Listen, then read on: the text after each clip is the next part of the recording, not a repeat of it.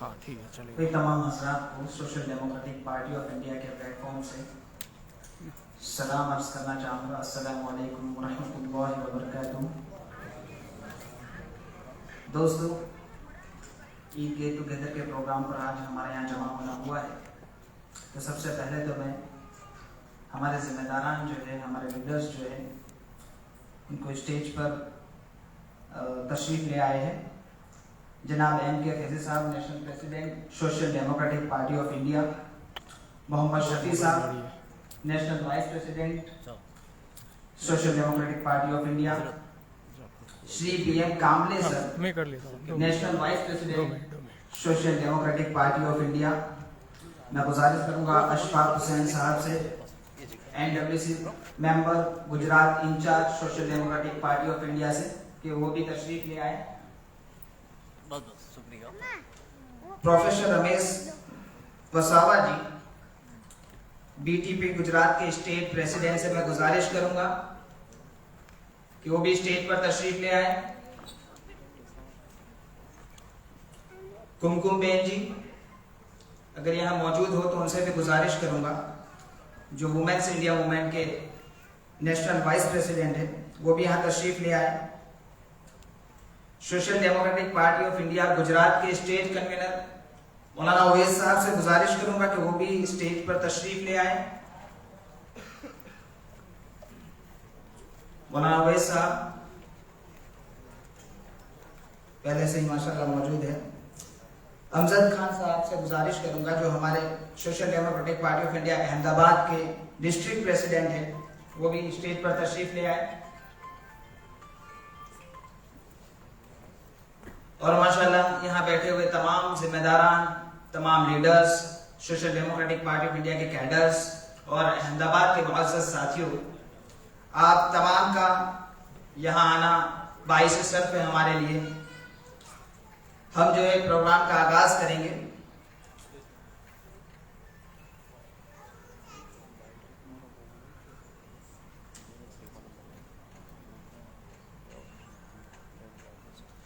मैं इनवाइट करूंगा गोविंद यादव जी को कि वो भी स्टेज पर तशरीफ ले आए।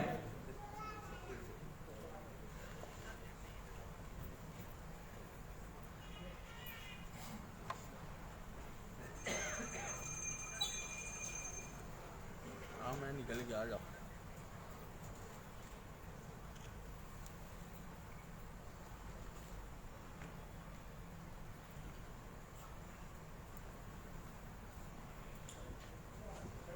दोस्तों, अब हम प्रोग्राम का आगाज करेंगे।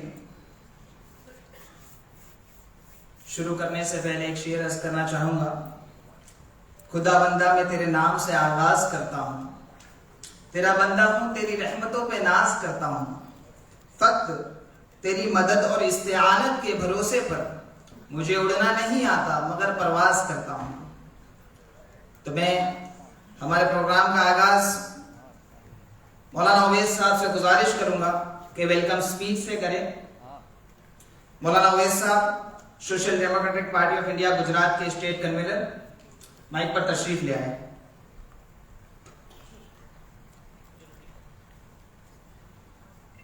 अस्सलाम वालेकुम रहमतुल्लाह, आदाब।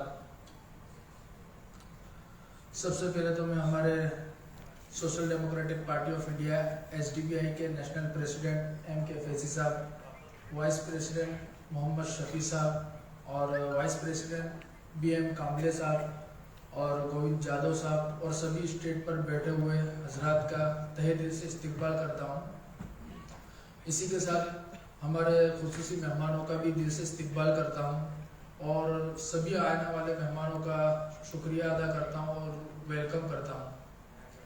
अभी जैसे कि हमारे सामने एक ईद मिलन के नाम पर प्रोग्राम है,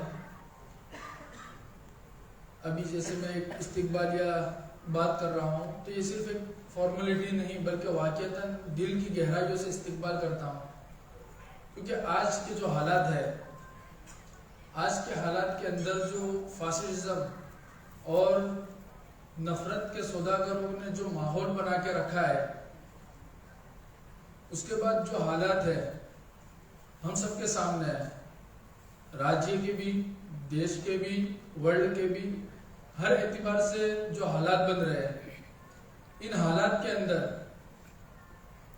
हम सुनते हैं कि ये जो कुछ लड़ाई है मुस्लिम्स की और गैर मुस्लिम्स की, या सुनते हैं कि 20 बनाम 80 या कुछ अलग अलग हम नाम सुनते हैं कि असल लड़ाई क्या है। हर एक का अलग अलग तज्जिया है।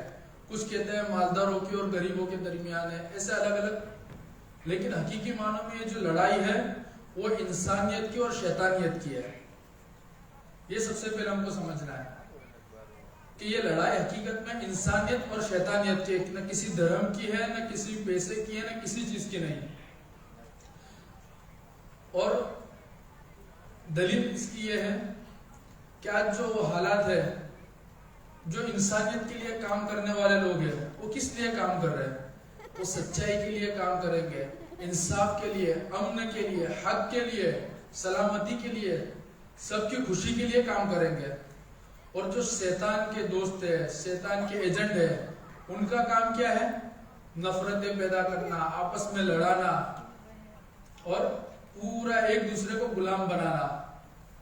यहां तक कि उनका जो पूरा सिस्टम है, चाहे कितना ही पेशावर और कितना ही पावर वाला इंसान होगा, सब गुलाम है उस सिस्टम में।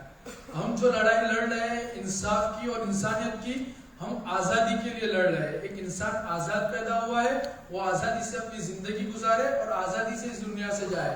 और जो शैतान के दोस्त हैं, वो पूरी कोशिश कर रहे हैं कि आज सारे इंसानों को गुलाम बना दिया जाए।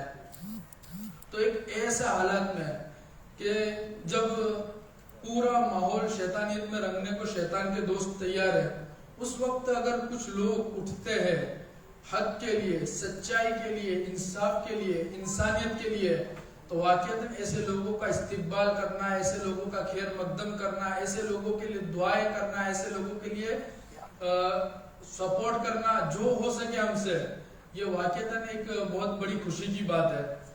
तो मैं इसी के साथ अपनी बात को खत्म करूंगा और एक बार फिर सबका शुक्रिया दिल से अदा करता हूं और यही उम्मीद करता हूं कि इस हक की लड़ाई में, इंसानियत की और सच्चाई की लड़ाई में हमको एक दूसरे के सपोर्ट में आगे आना है।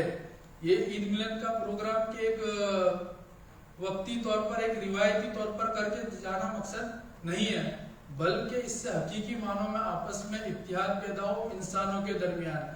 अब हकीकी मानों में आपस में एक दूसरे से मोहब्बत पैदा हो इंसानों के दरमियान। हकीकी मानों में इंसान एक दूसरे से हमदर्दी रखने वाला बने। इसके लिए करने की सिर्फ जरूरत इतनी है कि जो काम सच्चाई और अच्छे काम है उनको करने के लिए सबको आगे आना है, और जो बुराई है उसको रोकने के लिए आगे आना है, और जो लोग ये काम कर रहे हैं उनके सपोर्ट के लिए हमको आगे आना है। ये काम करने के हैं। अगर हम इस काम को इसी तरीके से किया तो उम्मीद है कि आइंदा वक्त जो होगा, जिस हालत में फिलहाल लग रहा है कि बिल्कुल हमारे देश का और पूरी दुनिया का एक जो फ्यूचर है बिल्कुल डरावना नजर आ रहा है, उसकी बजाय एक बहुत रोशन मुस्तकबिल और अच्छा फ्यूचर हो सकता है। इसके लिए मैं सबसे यही दरखास्त करूंगा कि इस प्रोग्राम के बाद भी आइंदा ऐसे जो भी प्रोग्राम हो, उस प्रोग्राम या उसके अलावा जो काम है असल तो उन कामों को, अच्छे कामों के करने के लिए सबको आगे आकर अच्छे से काम करना है। अस्सलाम वालेकुम।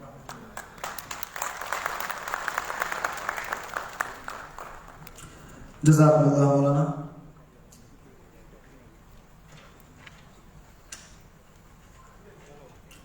दोस्तों, ईद गेट टुगेदर के उन्वान पर आज हम यहाँ जमा हुए हैं। हम सबको पता है ईद जो है ये खुशियों का त्योहार है, खुशियों का लेन देन। ईद का त्योहार ही खुशी है, उसका नाम ही खुशी है। तो बस वो खुशियां हम आपस में एक दूसरे को बांटे, और जो दर्द है लोगों के अंदर, जो गम है, वो जो है हम ले ले, बस उसी के लिए हम यहाँ जमा हुए हैं। मैं जो है अब इनवाइट करूंगा हमारे NWC मेंबर और गुजरात के in charge social democratic party of India की ओर से अशफाक हुसैन साहब से कि वो आए और हमारे सामने अपने कलिमात पेश करें। अस्सलाम वालेकुम, आदाब, गुड इवनिंग।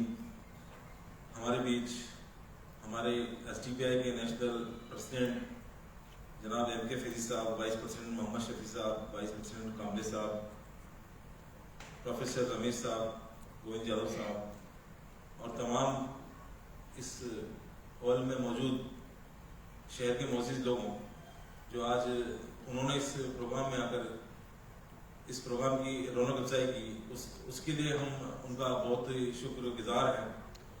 दरअसल जैसा भी हमारे अवैध साहब बता रहे थे कि ये हिंदुस्तान जो है विविधता में अनेकता वाला एक देश है। ये हमारा देश जो है ये जिस तरह यहाँ के त्यौहार, यहाँ की संस्कृति है, वो एक भाईचारे का हमेशा एक संदेश देती आएगी। लेकिन कुछ दिनों से हम लोग देखते हैं कि इस भाईचारे में, इस मोहब्बत में कुछ कमी आई है। तो हम लोग आज ये इस प्रोग्राम में हम ये सोच कर आए कि हम ये मोहब्बत का संदेश, हम ये प्रेम का संदेश हम लोग कैसे लोगों तक पहुँचाकर इस नफरत का हल करें। ये देश किसी नफरतवादियों का नहीं है, ये देश गांधी का देश है, ये देश अम्बेडकर का देश है। तो इन्हीं सब भावनाओं के साथ मैं फिर एक बार सबका इस्तेमाल करते हुए अपनी बात खत्म करता हूँ। शुक्रिया। Thank you sir. सर के बारे में एक शेर अर्ज करना चाहूंगा कि अगर कागज पर लिख दो तारीफ तुम्हारी तो शाही भी आपके काम की गुलाम हो जाए। सर वो काम जो है हमारे गुजरात के अंदर अभी देख रहे हैं अल्हम्दुलिल्लाह। अब जो है मैं प्रोग्राम को आगे बढ़ाऊंगा। एक शेर है कि हिंदू मुस्लिम में उल्फत जगाए हम, प्यार का प्यारा चिराग जलाए हम, ए वतन अपने जानो तन देकर भी तुझको सोने की चिड़िया बनाएंगे हम। मैं जो है गुजारिश करूंगा हमारे BM Kamble sir, national vice president social democratic party of India की ओर से, कि वो हमारे सामने जो है अपने कलिमात पेश करें। साथियों, एसडीपीआई की ओर से गुजरात राज्य के अहमदाबाद शहर में ईद मिलन का जो कार्यक्रम आयोजित किया गया, इसके लिए social democratic party of India के राष्ट्रीय अध्यक्ष माननीय एम.के. फैजी साहब, social democratic party of India के राष्ट्रीय उपाध्यक्ष माननीय मोहम्मद शफी साहब,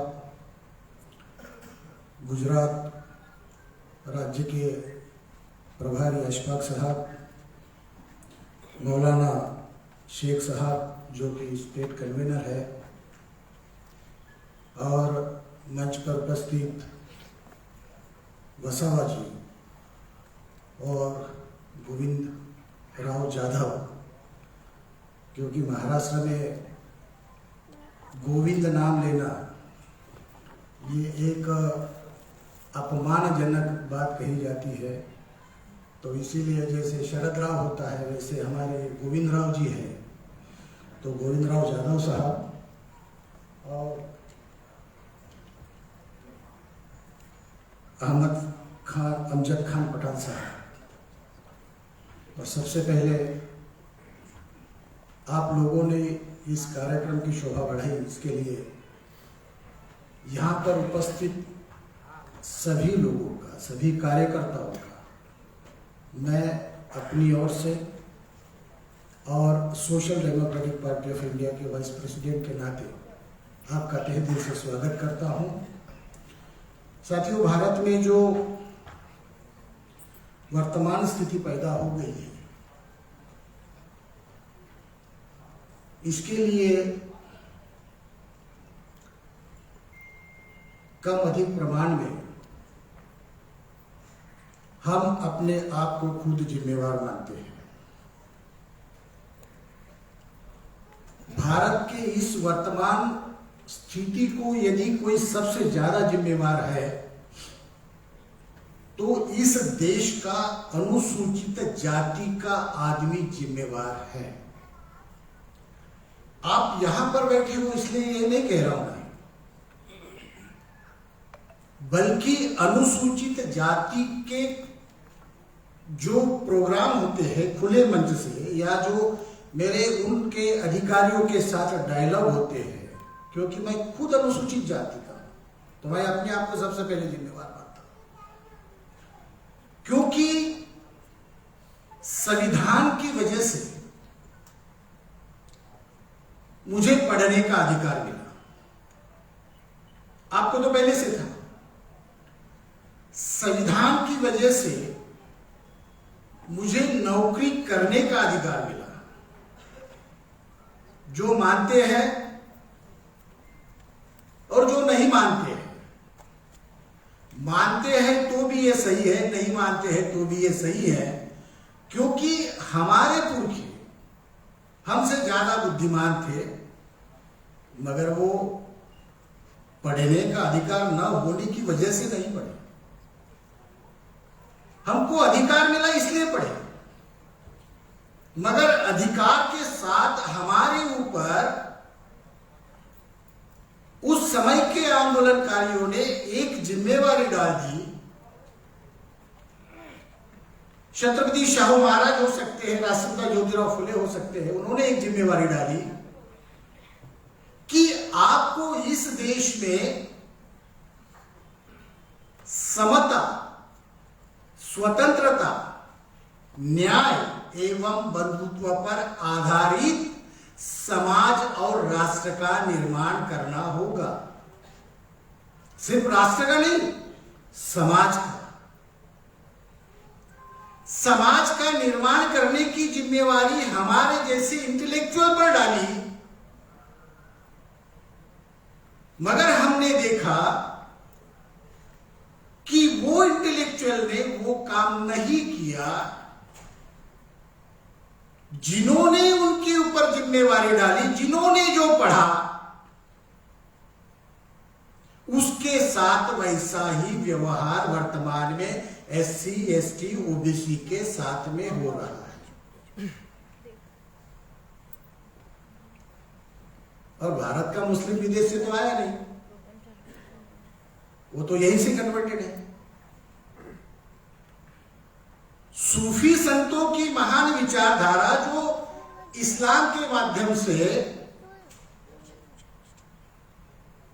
भारत में स्थापित की गई, लोगों तक पहुंचाई गई,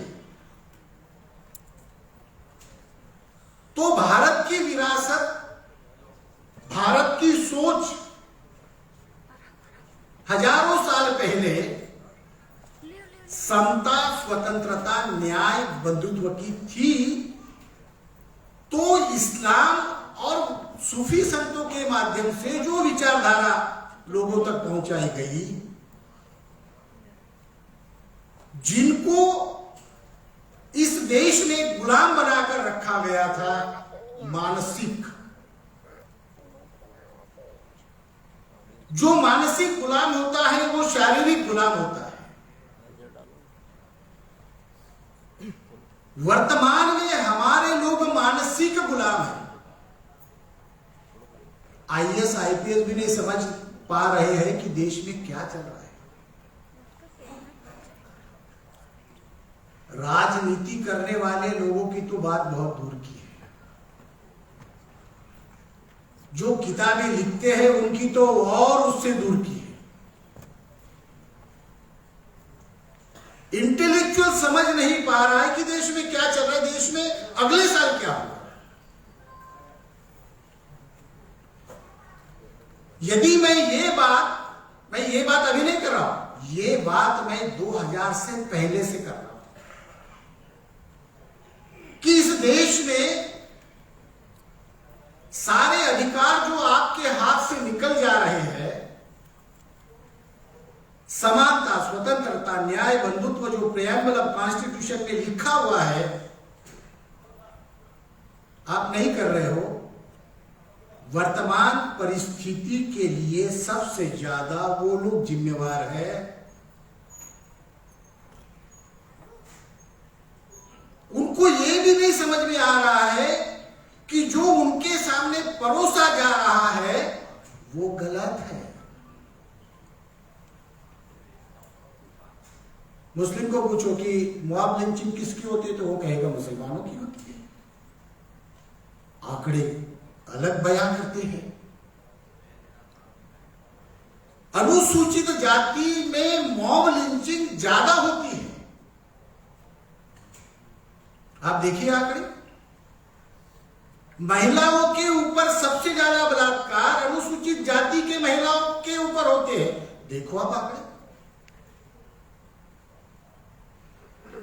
उनके साथ गांव में जो व्यवहार होता है सबसे ज्यादा उनके साथ गैर बराबरी का व्यवहार होता है। देखो आंकड़े, क्राइम रिपोर्ट पढ़ो आप, नेशनल क्राइम रिपोर्ट के आंकड़े देखो, ढूंढो उसमें किसके ऊपर होते हैं। उनको मिसगाइड किया जा रहा है, भ्रमित किया जा रहा है। वो लोगों में एक किस्म का रिलीजियस पोलराइजेशन करने का मामला बहुत तेजी से उसमें मीडिया का इस्तेमाल हो रहा है, उसमें जो धार्मिक प्रचारक होते हैं उनका इस्तेमाल हो रहा है, उनके अंदर SC/ST OBC से तैयार किए गए कार्यकर्ताओं का इस्तेमाल हो रहा है। ये सारा ऑर्गेनाइज वे में हो रहा है, और ये जो इस्तेमाल ऑर्गेनाइज वे में हो रहा है, तो जिसका इस्तेमाल होता है उसको समझ में नहीं आता। यदि उसके समझ में आता तो वो अपना इस्तेमाल होने नहीं देता। जो दिखाया जा रहा है वो आंकड़े और जो वास्तविकता है वो आंकड़े अलग है, और उनको इसलिए समझ में नहीं आ रहा है क्योंकि भारत की विरासत क्या है उनको पता ही नहीं है, कि जिसके विरोध में उसको भड़काया जा रहा है। किसके विरोध में भड़काया जा रहा है? एक कैंपेन चलाया जा रहा है, एंटी मुस्लिम एक कैंपेन चलाया जा रहा है। यदि एंटी मुस्लिम कैंपेन चलाया जा रहा है तो उसके रिजल्ट जो है, ये अभी थोड़े चलाया जा रहा है एंटी मुस्लिम, प्लान वे में जब से इस देश में 25 सितंबर 1925 को RSS की स्थापना हुई, उसके पहले से ये चलाया जा रहा है।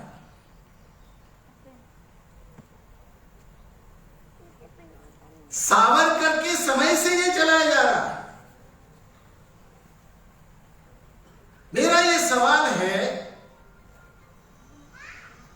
कि जब इस देश में मुस्लिम व्यापार करने के लिए भारत में आया,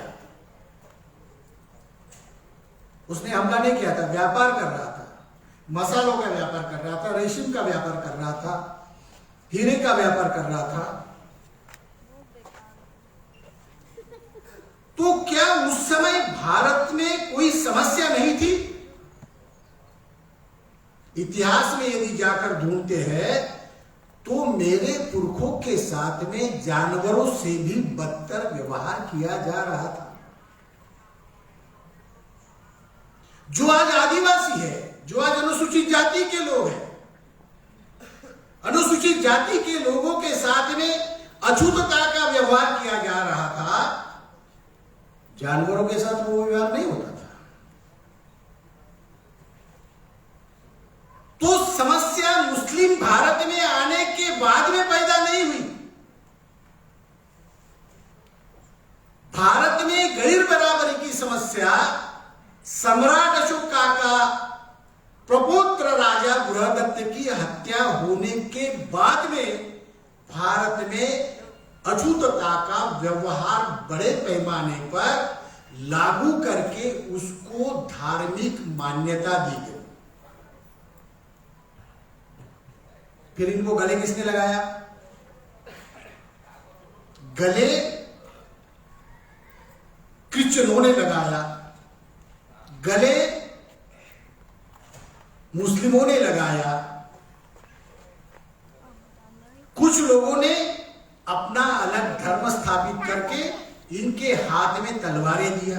गुरु गोविंद सिंह ने, चलो तलवारें ले लो, अपनी हिफाजत खुद करो, बराबरी का व्यवहार जो नहीं करता है उसके साथ में आप लड़ाई लड़ो।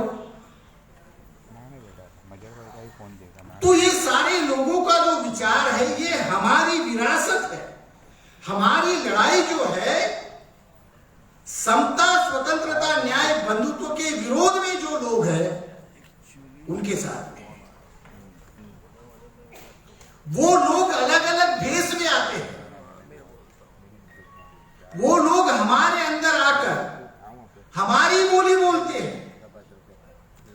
तो जब वो हमारे अंदर आकर हमारी बोली बोलते हैं तो हमको लगता है ये अच्छा आदमी, हम ताली बजाते हैं। बाद में वो गला काटता है, समझ में नहीं आता। आज बुद्ध पूर्णिमा है, तथागत बुद्ध इस दिन पैदा हुए। तो क्या आपकी नजर में इस देश का प्रधानमंत्री, पंत प्रधान नहीं, शब्दों में भी उनका राज स्थापित करने का मामला है? शब्द भी सही इस्तेमाल करना चाहिए। पंत का मतलब होता है ब्राह्मीण, ब्राह्मीण प्रधानमंत्री, ब्राह्मणवाद की सोच रखने वाला प्रधानमंत्री। गलत, वो पंत प्रधान नहीं, प्रधानमंत्री है, मंत्रियों का प्रधान है। तो वो आज नेपाल में गया, जहां पर लुम्बिनी नाम का गांव है, वहां पर उसने पूजा किया। जो हर दिन इस देश के लोगों को धर्म के नाम पर काटने की सोच रखता है, वो आदमी शांति का पुजारी तथागत बुद्ध के पास में जाकर दुनिया को बता रहा है कि देखो मैं तो शांति का पुजारी हूं। और वही प्रधानमंत्री जिसको हर दिन बलि लगती है, ऐसे काली माता के मंदिर में जाकर भी चढ़ावा चढ़ता है, तो उसके आचरण में दोगलापन है। वो भाईचारा कभी पैदा नहीं कर सकता, वो इंसानियत कभी पैदा नहीं कर सकता। वो इंसानियत का दुश्मन है। उनके साथ में हमारी लड़ाई जो है इंसानियत वर्सेस इंसान की है।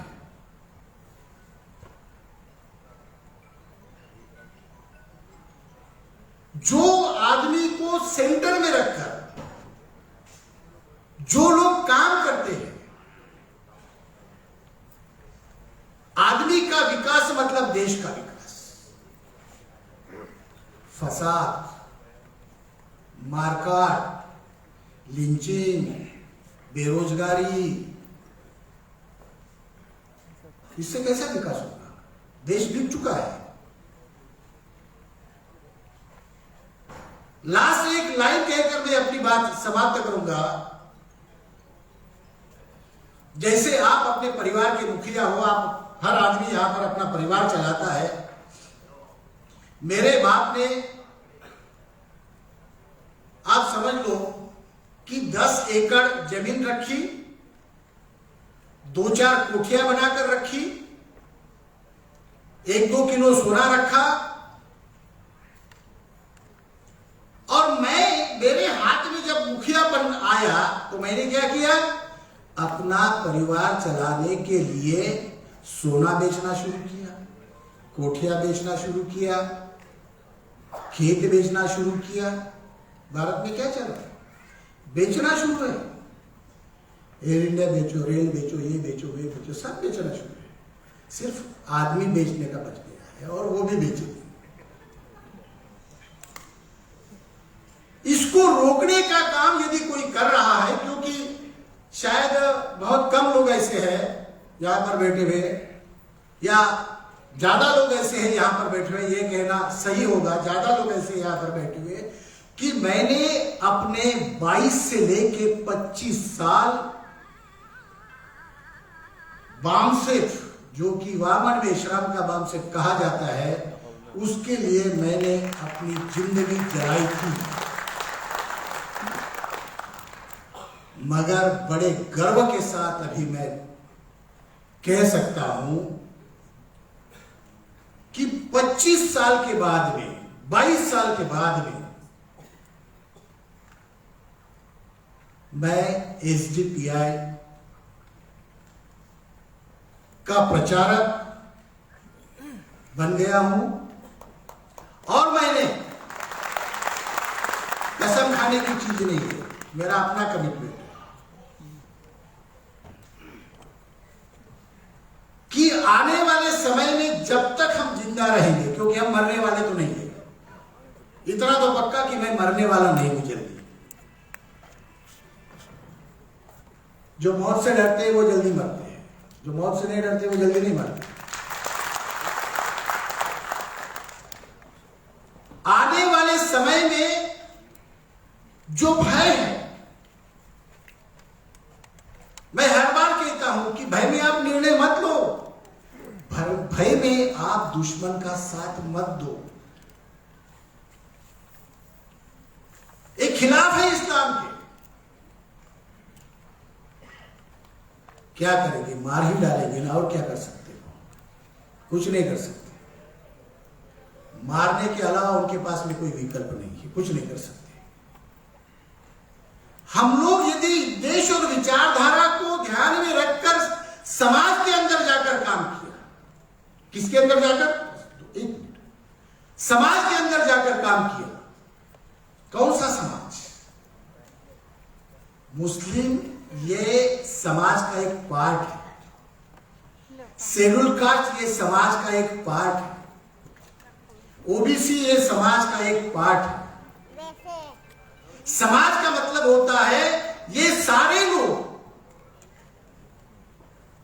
भाईचारा उधर जाके पैदा करना पड़ेगा, ग्रास रूट लेवल पे।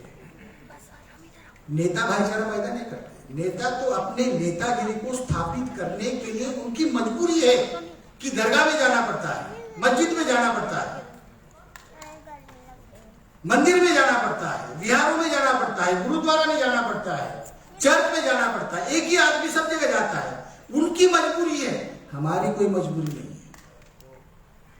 हम भाईचारा पैदा करने के लिए गुरुद्वारा में दिल से जाते हैं, मस्जिद में दिल से जाते हैं, मंदिर में दिल से जाते हैं, वहां जाकर भी यही बात करते हैं, चाहे उसकी कीमत हमको व्यक्तिगत रूप से चुकानी क्यों न पड़े, करेंगे, वही करेंगे जो इस देश की विरासत है, जो भारत की विरासत है। और यही विरासत इस्लाम से मिलती जुलती है, सिखिज्म से मिलती जुलती है, बुद्धिज्म से मिलती जुलती है। समाज के अंदर जाकर इस विचारधारा को स्थापित करने के लिए SDPI as a political platform के रूप में सामने आई है। और मैं दावे के साथ कह सकता हूं कि यदि आप ये इस दिन, ये पवित्र दिन, खुशी के दिन, ये तय कर ले कि इस देश में जो कुरान में लिखा हुआ है उसको स्थापित करना है, तो हमको अनुसूचित जाति अछूतों के पास जाना होगा, आदिवासी के पास जाना होगा, ओबीसी के पास जाना होगा। जिस तरह से संविधान ने मेरे ऊपर जिम्मेवारी डाली, कुरान ने ये जिम्मेवारी आपके ऊपर भी डाली है, आपको भी उस तरफ जाना होगा। हम लोगों ने पहल शुरू कर दी, एसडीपीआई के माध्यम से ये बहुत बड़े पैमाने पर यह पहल शुरू हो चुकी है। यदि आप जितना कम समय में इसको साथ देने का शुरुआत करोगे, उतने ही कम समय में हमारे मान्यवर ने जो कहा, शैतानों का राज, शैतान के बाप का राज खत्म कर सकते हैं आपके बलबूते पर। आप ऐसा करेंगे, ऐसे आशा और विश्वास रखते हुए हम अपनी बात समाप्त करते हैं और धन्यवाद। Thank you so much sir. मैं social democratic party of India की तरफ से जामिया फैजानुल कुरान के जिम्मेदार और ईसा फाउंडेशन के चेयरमैन मौलाना हबीब साहब से गुजारिश करूंगा कि वो भी स्टेज पर तशरीफ ले आए। तशरीफ ले आए वहां, ठीक है।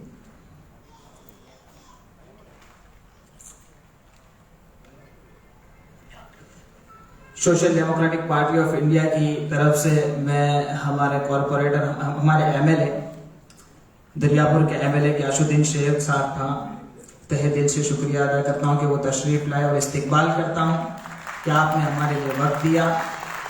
मैं जमालपुर के एमएलए जनाब इमरान भाई खेड़ावाला से जो है तहे दिल से शुक्रिया अदा करता हूं और इस्तकबाल करता हूं कि आप हमारे यहाँ तशरीफ़ लाए।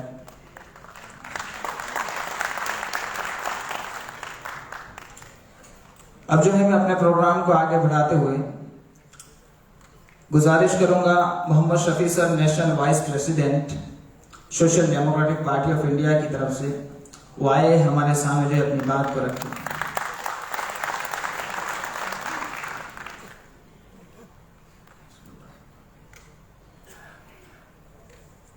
अस्सलाम वालेकुम वरहमतुल्लाहि वबरकातुहू।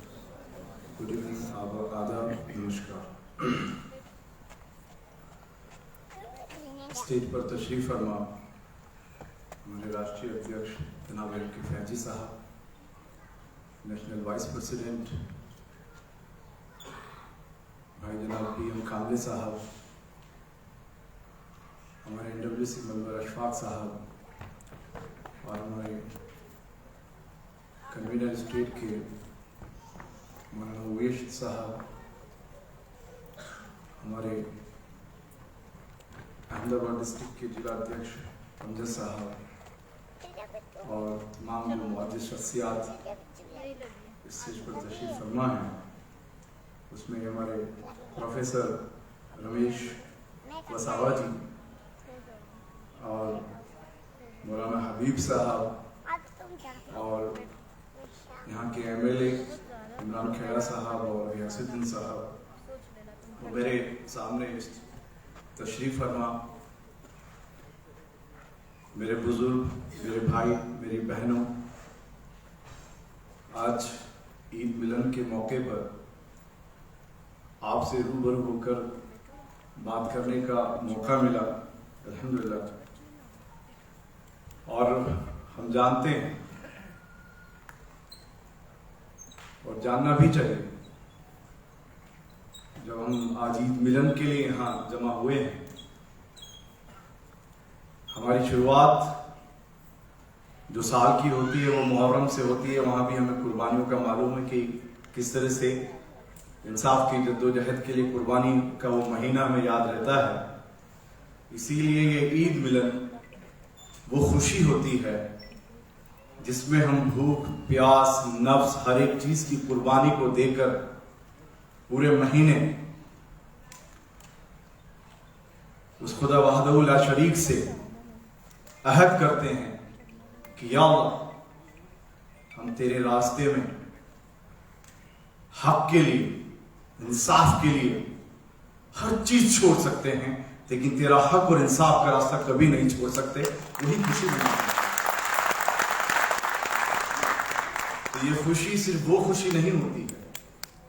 और फिर जब ईद मिलन की बात होती है तो हमारे हमवतन भाइयों को ये मालूम होना चाहिए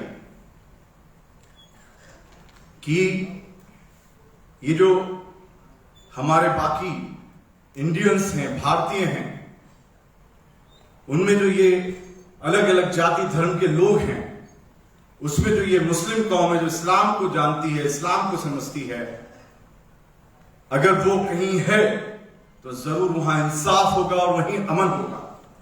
ये स्पिरिट हमारे भाइयों को हमें देनी है। हालांकि आज जो आपसे बात करने का मौका है उसमें बहुत देर से सोच रहा था कि कहां से शुरू करूं। हालात से जब शुरू करते हैं तो जो कहां से शुरू करना है, आजादी से लेकर अब तक भी हम शुरू ही कर रहे हैं। मैं आपको देश की आजादी के लिए उन स्वतंत्रता सैनिकों जिन्होंने शहादतें दी इस देश को आजाद कराने के लिए, उनकी बात करना बेमाने सा महसूस कर रहा हूं कि उनके बारे में मैं आपसे उस बारे में बात करूं, क्योंकि हालात इतने हैं कि आजादी से लेकर अब तक कि आज भी मैं बात करूं तो मुझे ज्ञानवापी मस्जिद की बात करनी पड़ती है। आज भी मैं बात करूं तो मध्य प्रदेश में जो 4 एनकाउंटर्स हुए हैं, जो पुलिस गुंडई मचाई जा रही है, उसके बारे में मुझे बात करनी पड़ती है। तो आज भी मैं यहां बैठा हूं तो कहीं ना कहीं लिंचिंग हो रही है। लेकिन ये तमाम हालात जिनको आप रोज बरोज अखबारों में पढ़ रहे हैं, यूट्यूब, फेसबुक, पूरे सोशल मीडिया में देख रहे हैं, न्यूज चैनल्स में आप लोग देख रहे हैं, तो जब हमारा देश आजाद हुआ और आजादी से लेकर अब तक जो हालात हुए उसका तजिया करना हमारे लिए बहुत जरूरी है। क्योंकि यहां पर मुसलसल जिस तरह से हमले हुए वो किसी एक सरकार में नहीं हुए, या जो ज्यादतियां हुई हैं किसी एक सरकार में नहीं हुई है। हम अगर सबका चिट्ठा लेकर बैठे, कच्चा चिट्ठा, तो आपको मालूम होगा कि यहां तक पहुंचने के लिए जिम्मेदार कौन है। उसमें हम उनकी बात करते हैं कि जिनको हमने वोट दिया, जो सरकारें हमने चुनी, जिनका धर्म यहां के संविधान को, उस संविधान को हाथ में रखकर जो हर एक शहरी के जो बुनियादी हुकूक हैं, जो फंडामेंटल राइट्स हैं, रोटी, कपड़ा, मकान, स्वास्थ्य और शिक्षा, जो हर एक शहरी का अधिकार है, उस पर मिलने के बारे में बात नहीं कर सकते। वो नहीं मिला। क्यों? क्योंकि वो जो जिनको वोट दिए उनसे ये बात करनी थी। लेकिन आज जब मैं आपसे बात कर रहा हूं तो यहां पे जो आज भी 60 करोड़ से ज्यादा लोग जिनको बराबर से रोजगार, पैसा भी नहीं मिलता है, भूखे सोना पड़ता है। इस 125 करोड़ की जनता की बात करने वाले ये जो तमाम लोग बोलते हैं, उनकी हालत मालूम होनी चाहिए।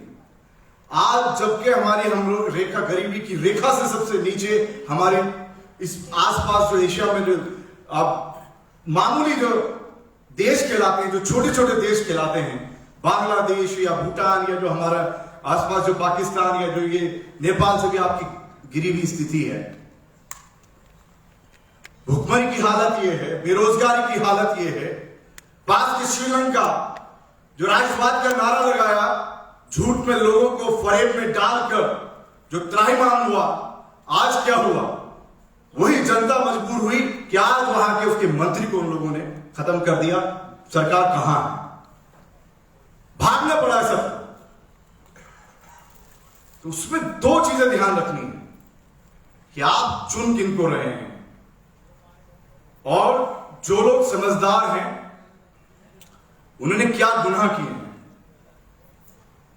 क्योंकि जरूर हम लोग एक उस फासिज्म की बात करते हैं जिन लोगों ने आजादी के पहले से ही, देश के आजाद होने से पहले, देश को आजाद होने पर कोई ध्यान नहीं दिया, कोई लड़ाई नहीं लड़ी।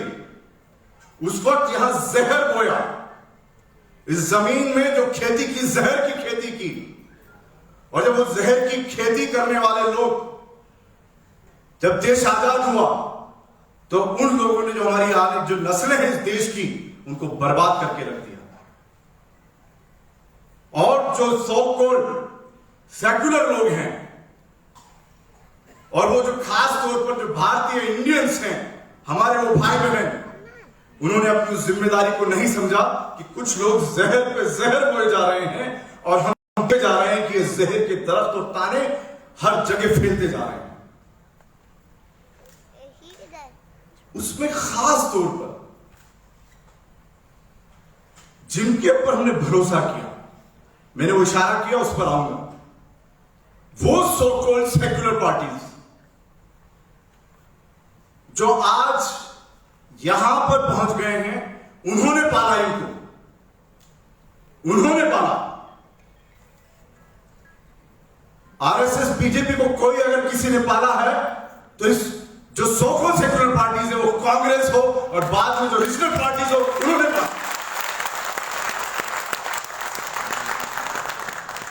बाबरी मस्जिद से ज्ञान व्यापी आ गए हैं। ज्ञान व्यापी से कहां तक जाना है, सोचने की जरूरत है आज।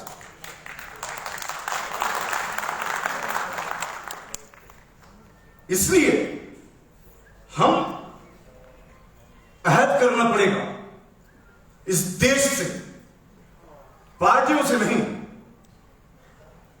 हमारी जिम्मेदारी देश के लिए है, समाज के लिए है, किसी पार्टी मूवमेंट के लिए नहीं। अगर कोई पार्टी उस कुर्बानी के साथ उसे पूरा करने को तैयार है तो जरूर हम उसके साथ, कुर्बानी के साथ कंधे से कंधा मिलाकर आगे जा सकते हैं। लेकिन अगर कोई बर्बाद करने वाली है तो उसको माफ नहीं किया जा सकता। तो आज देखिए, जहां पर धर्म संसद और जीनोसाइड खुलेआम कॉल कर दिया, जहां पर जीनोसाइड वॉच का जो प्रेसिडेंट है, हाल ही में करण थापर के साथ सबने इंटरव्यूज देखे हैं, पूरे विश्व में आज चर्चा हो रही है कि हमारा जो इंडिया है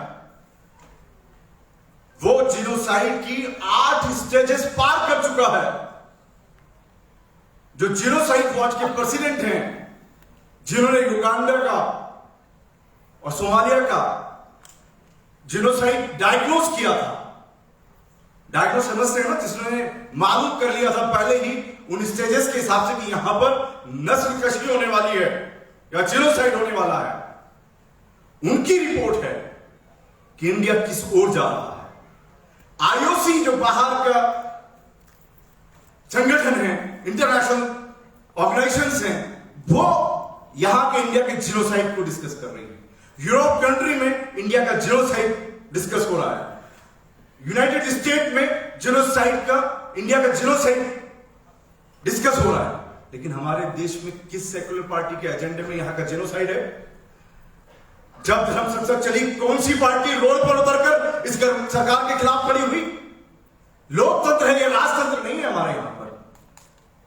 और ये राजतंत्र हम बना रहे हैं कि हम लोग खौफ में आ रहे हैं। अरे ऐसी जिंदगी से मरना अच्छा। मुझे टीपू सुल्तान रहमतुल्लाह अलैह के वो याद आते हैं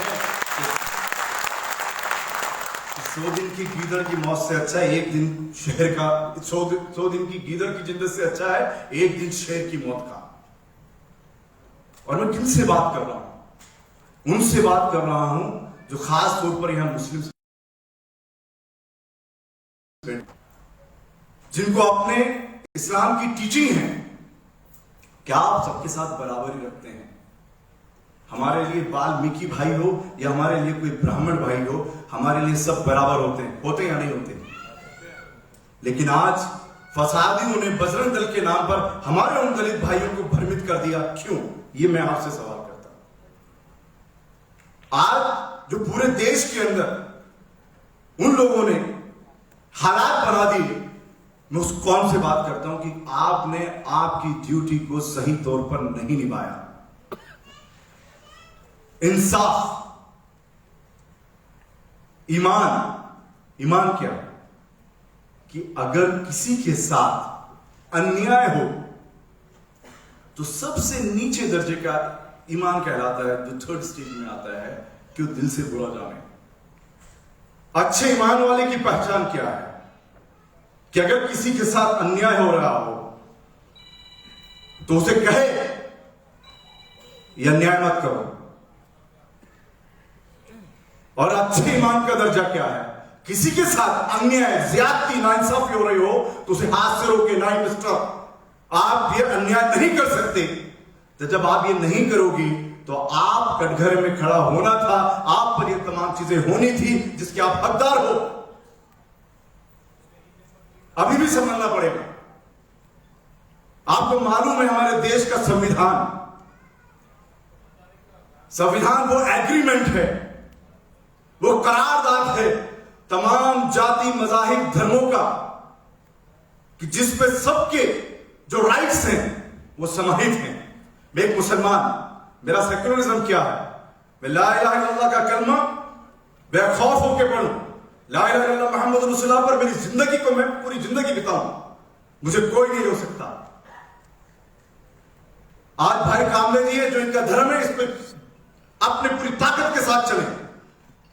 हमारे साथ की क्रिश्चियन भाई अल्फांसो फ्रैंको है, वो अपने चर्च पे जाए बेखौफ होके जाए। हमारे साथ पूजन सिंह जैसे सिख भाई हैं, वो अपने गुरुद्वारे में जा रहे बेखौफ होके जाए। ना मैं उन्हें रोकूं ना वो मुझे रोके, ना मैं उन्हें टोकूं ना वो मुझे टोके। मैं मेरी आजादी के साथ जीऊं, वो उनकी आजादी के साथ जिए। ये देश का सेक्युलरिज्म ये था। लेकिन हमने उस आजादी को, उस संविधान को भूलने की वजह से खो रहे हैं। इस संविधान में आपको ये राइट है कि आप अपने रिलीजन पर जमकर रहें। आपको अभिव्यक्ति की आजादी है कि आपको जो गलत लग रहा है उसे खुलकर कहें। आपको लग रहा है कि प्रधानमंत्री गलती कर रहा है, आपके तड़ी पर अमित शाह गलती कर रहे हैं, तो उनके खिलाफ सड़क पर खड़े हों, एहतजाज करें कि मिस्टर आप ये गलती मत करो। जो आवाम है, जो पब्लिक है, उनके लिए आप काम करो। Anti policy bill, anti policy act मत बनाओ। ये हमारी जिम्मेदारी थी। ये देश संविधान से और लोकतंत्र से चलेगा, किसी के राजशाही राजतंत्र से नहीं चलेगा। मैं मोटा मोटी अपनी बात को कहते हुए मैं दो चीजों पर आपका ध्यान डालते हुए अपनी बात को कंक्लूड करूंगा। नंबर एक, आपको इंडियन सिनेरियो के अंदर और विश्व स्तर पर यह दिखा दिया गया है कि मुसलमान, उस पर जुल्म ज्यादती, लिंचिंग और यूएपी है तो मुसलमानों के ऊपर लगना है, ये तमाम हो रहे हैं। जो हो भी रहा है, नहीं हो रहा है बोल नहीं रहा, लेकिन आप आंकड़ा उठाइए जो मेरे भाई कामले साहब ने शुरू किया था। लिंचिंग मुस्लिम से ज्यादा दलित भाइयों की हो गई। यूएपी एक जैसे केसेस ट्राइबल्स और हमारे सिख भाइयों पर लगे हुए हैं, मुस्लिम से ज्यादा लगे हुए हैं। लेकिन उनको यह समझ में आ गया कि एक कम्युनिटी जो कि ये बात कहती है, एक ही सफ में खड़े होते हैं, महमूद अयाज, न कोई बंदा न बंदा नवाज। अगर हमें मनुस्मृति में या हिंदू राष्ट्र में कोई रुकावट है तो वो ये लोग हैं। इसलिए मिस्टर भागवत ये बात कहते हैं कि एक संप्रदाय को हमने सबक सिखा दिया, ठिकाने लगा दिया, ताकि कल जब ये गलत रास्ते पे जाने लगे देश, वर्ण व्यवस्था और तमाम उन मनुवादी स्थितियों की तरफ, तो इस कम्युनिटी को ऐसा सबक सिखा दो कि ये बीच में ना आए और हमें भी ये लगे कि आज जब हमारे साथ तकलीफ थी तो आप कोई नहीं आए तो हम भी क्यों बोले। हमारे साथ जब तकलीफ थी, हम पर जब अत्याचार हो रहे थे, हमें जो लिंचिंग किया जा रहा था, हमें जब असैसिनेट किया जा रहा था, हमारी मस्जिदों पर जब हमले किए जा रहे थे, तो आप कोई नहीं बोले तो अब हम क्यों बोले। वो ऐसा सोचते हैं जो यहां पर संप्रदाय का, जो सांप्रदायिकता का, जो यहां का देश का माहौल बिगाड़ना चाहते हैं, वो लोग ऐसा समझते हैं। इसलिए वो लगातार पहले आपको टारगेट कर रहे हैं और आपने जो आपके संविधान ने हक दिए, उन हक को जिस तरह से समझना था, जिस तरह से जीना था, नहीं जिए। मैंने कहीं बैठ के अपना चाय बोड़ी पे या हम लोग कहीं पान खा के या एक दूसरे से बात करके फ्रस्ट्रेशन निकालने के अलावा क्या किया, वो समझने की जरूरत है। तो इसलिए मेरा ये जो एक पॉइंट है इसके अंदर कि आपने जो आपकी जिम्मेदारी थी उसको समझाने के लिए हम एक दूसरे को नहीं समझा पाए। इसलिए अल्लाह का शुक्र है कि हमारे को समझाने के लिए आरएसएस और बीजेपी जैसी सरकार आके हमारे ऊपर मुसल्लत हो गई। अब हम यहां से यह समझाना चाहते हैं कि अगर जिस भी मुसलमान को मजहब इस्लाम याद है तो कभी भी ये नहीं सोचेगा कि हम पे क्या जुल्म हुए। अगर आपने किसी के साथ जुल्म किया, हमें आज ये हद करने की जरूरत है कि अगर आपने किसी के साथ भी, हमारे किसी भी भारतीय भाई के साथ भी, वो कोई भी जाति मजहब का आदमी हो, उसके साथ अन्याय किया तो हम लोग उस अन्याय के खिलाफ खड़े होंगे।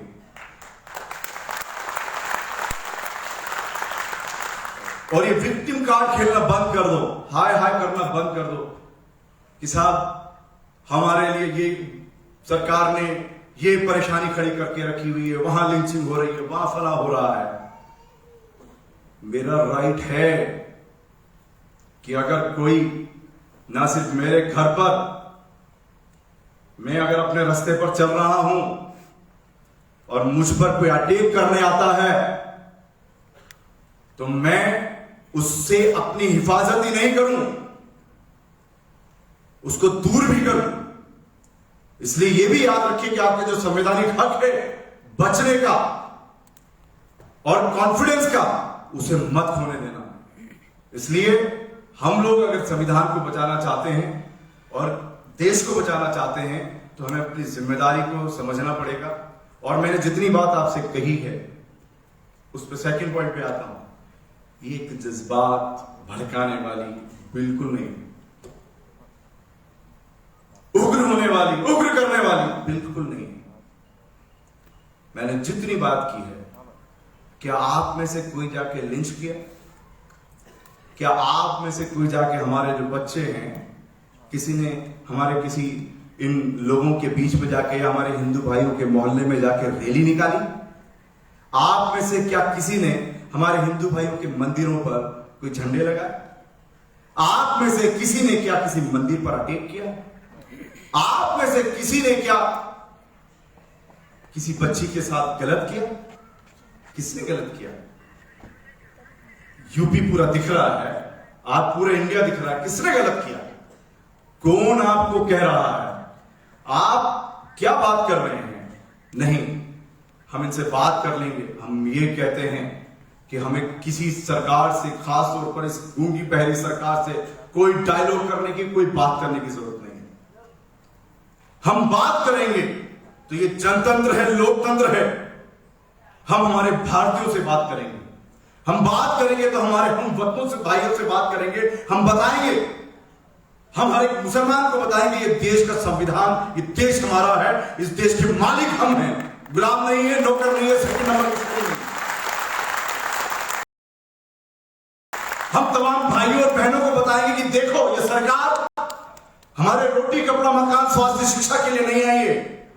ये सरकार यहां उजाड़ने के लिए आई है। पूरा देश भेज दिया, जो कहते थे आज पूरे देश पर एफडीआई लागू कर दी, हमारा एयरपोर्ट भेज दिया, हमारा रेलवे प्लेटफॉर्म भेज दिया, हमारा प्लेग्राउंड भेज रहे हैं। ये पूरे देश को बेच रहे हैं। रोकना है, हम सब मिलकर रोकेंगे। है बताना है, ये सूट बूट के लिए सरकार को नहीं मिला के भेजा हमने। हम जानते हैं कि सेवक सेवक होता है, और जितने जनप्रतिनिधि हैं ये दोनों एमएलए आपके सेवक हैं, मालिक नहीं है। इसी तरीके से पूरे प्रधानमंत्री से लेकर जितने मंत्री हैं आपके सेवक हैं, आपके मालिक नहीं है। इनका वादा है 24 घंटे आपको सेवा देनी पड़ेगी। इनको किसी को भी आप उनकी प्रॉपर्टी बनाने के लिए, उनको ऐश इशरत के लिए नहीं चुनते हैं, आपकी सेवा के लिए चुनते हैं, वो समझना पड़ेगा। गवर्नेंस लेकर आना। इसलिए हम हमारी जिम्मेदारी को समझकर, मैंने इसलिए कहा बात सिर्फ जज्बात की नहीं है। हम आज काम करने नहीं निकले, सालों से मैदान में काम कर रहे हैं। हम एक सिस्टम से काम कर रहे हैं, हम सिर्फ हवा में बात नहीं करते हैं। हमारे यहाँ लीडरशिप ऐसी है कि शख्सियत नहीं है। आपके सामने जो नेशनल प्रेसिडेंट बैठे हैं, 13 साल के अंदर तीसरे नेशनल प्रेसिडेंट है हमारे। यहां पर एक आदमी आकर मालिक बनकर नहीं बैठ सकता। यहां नेशनल प्रेसिडेंट की औलाद को कोई चांस नहीं है। आप समझ रहे हैं?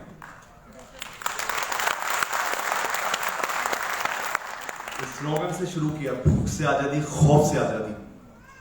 यह हर भारतीय की जरूरत है कि यहां भूख भी नहीं होना चाहिए, खौफ भी नहीं होना चाहिए। उस मिशन को लेकर शुरू किया हुआ एक मूवमेंट है। और जब यह मूवमेंट शहरियों का है और जब यह मूवमेंट पूरे देश का है, तो हमारी जिम्मेदारी क्या बनती है? हम जमीन पे उतरे।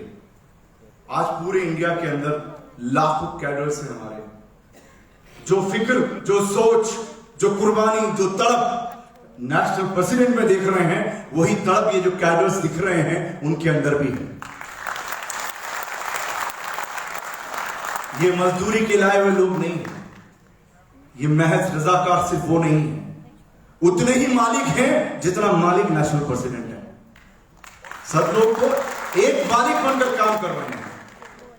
हम अधिकार की लड़ाई लड़ रहे हैं। हमने जो आजाद किया देश, वो आजादी हमको नहीं मिली।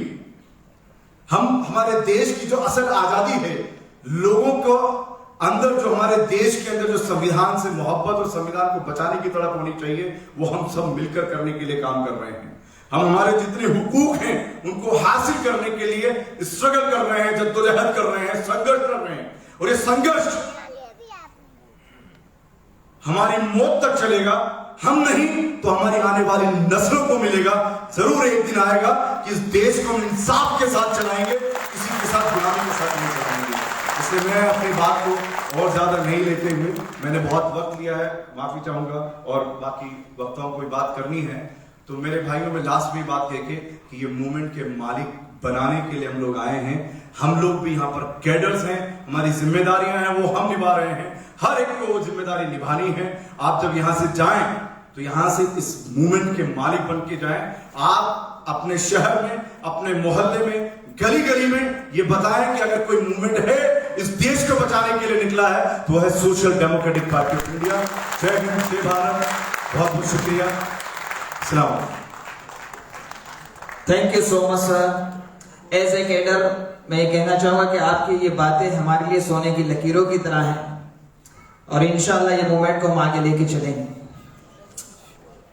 दोस्तों, हम सब के बीच एक शख्सियत social democratic party of India की जानिब से हमारे नेशनल प्रेसिडेंट MK फैजी साहब, कि वो यूं समझिए कि हर एक social democratic party of India के कैडर्स की ख्वाहिश होती है कि उनकी बातों को सुने, उस पर अमल करें और उस मूवमेंट को आगे लेके चले। तो ये हमारे लिए बाइस शर्फ है कि हमारे MK फैजी साहब हमारे बीच मौजूद है। मैं एक शेर अर्ज करना चाहूंगा उनके लिए। हुस्न इश्क का समा है आज जमाने के बाद, हुस्न इश्क का समा है आज जमाने के बाद, हर सिमत खुशबू गजब है आपके आने के बाद। मैं जो है इनवाइट करूंगा, गुजारिश करूंगा, रिक्वेस्ट करूंगा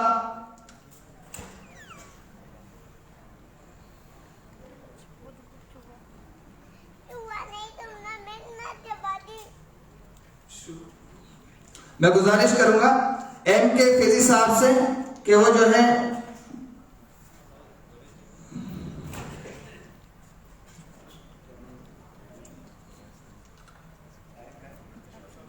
अच्छा देखिए, थोड़ी सी मेरी मुझसे मिस्टेक हो चुकी है, माजरत चाहूंगा। एक कैडर हूं, सीखने निकला हूं। तो मैं तमाम से यहाँ मौजूद जितने भी हमारे मेहमान हैं उन सब से माजरत चाहूंगा, माफी चाहूंगा कि मुझसे भूल हुई है। मैंने जो है एक जंप कर लिया। उससे पहले भी एक हमारे मेहमान थे, हमारे प्रोफेसर रमेश वसावा जी, जो BTP भारतीय ट्राइबल पार्टी के प्रेसिडेंट हैं। मैं उनसे गुजारिश करूंगा कि वो आए और हमारे सामने चंद कलिमात पेश करें।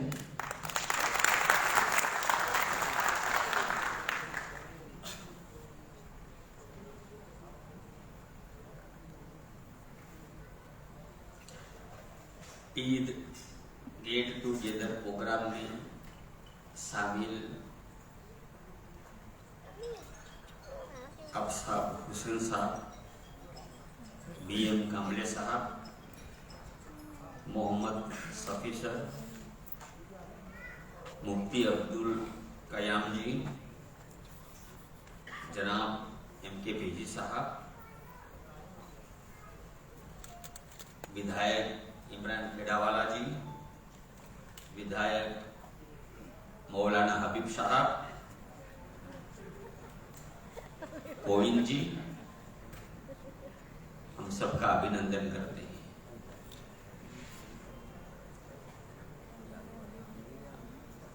हमने देखा, सुना और समाचार पत्रों में भी हम बार बार देखते चले आए हैं कि आखिरकार ये मुस्लिमों पर अत्याचार होता है। अकेले मुस्लिमों पर अत्याचार होता नहीं, मुस्लिमों पर अत्याचार गोधरा कांड के बाद मुझे लगता है तब तक बहुत कम होता है। इससे पहले आदिवासियों पर बहुत ज्यादा अत्याचार होता है, नक्सलवाद के नाम पर। कमजोर के नाम पर दलितों पर अत्याचार होता है।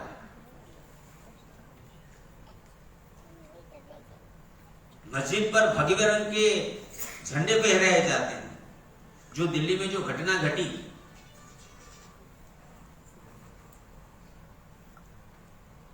राजस्थान में देखते हैं तो राजस्थान में भी आदिवासियों का एक सोनार मंदिर था, सोनार माता का मंदिर। वहां भी आरएसएस वालों ने ये भगवे कलर के झंडे फहरा दिए। ये लोग आरएसएस के लोग इस अखंड भारत को खंडित करने पर तुले हुए हैं। अभी भागवत जी ने बताया था कि हम बृहद भारत बनाएंगे। ये बृहद भारत कौन सा भारत? एक हम कश्मीर को संभाल नहीं पाते और कैसे हम बृहद भारत बनाएंगे? मुस्लिमों को कहते हैं कि आप कश्मीर में चले जाइए। क्या मुस्लिम इस देश का नागरिक नहीं है क्या? मुस्लिम समाज कोई पशु समाज है? तो बार बार कहा जाता है कि आप पाकिस्तान चले जाइए, पाकिस्तान चले जाइए। मुस्लिमों ने जितना इस देश के लिए खून बहाया है, किसी जाति ने खून बहाया नहीं है।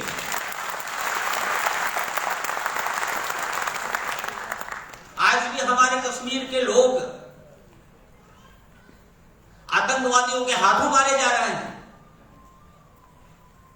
60,000 से ज्यादा लोग मुस्लिम भाई वहां शहीद हो गए।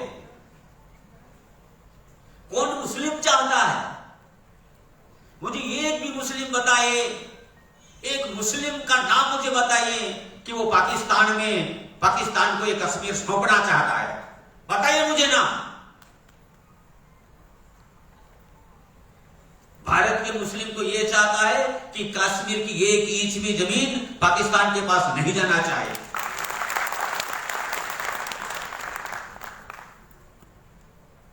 देशद्रोही समझते हैं। ईमान है भारत में, मुस्लिमों में ईमान है, ये किसी ने देखा नहीं। पर एक कमी है, भारत में 25 करोड़ जनसंख्या मुस्लिमों की है, पर आज भी एक मुस्लिम समाज का पावरफुल नेतृत्व सामने नहीं आया। अगर हक अधिकार पाना चाहते हैं आप लोग, जो संविधान में जो हक और अधिकार लिखा है, हर समाज के लिए, हर व्यक्ति के लिए, हर पशु के लिए चींटियों तक का अधिकार इसमें है। वो अधिकार अगर प्राप्त करना चाहते हैं तो राजनीति में आना होगा। अगर एक बार मुस्लिम समाज राजनीति में आ गया तो चित्र बदल जाएगा। दूसरी बात मैं ये कहना चाहता हूं, आपको आज मुझे बोलने का मौका मिला है और SDPI का आभारी भी हूं मैं कि मुझे यहां बुलाया गया। विश्व के मुस्लिम देशों की हम जब बात करते हैं, चाहे सीरिया हो, चाहे अफगानिस्तान हो,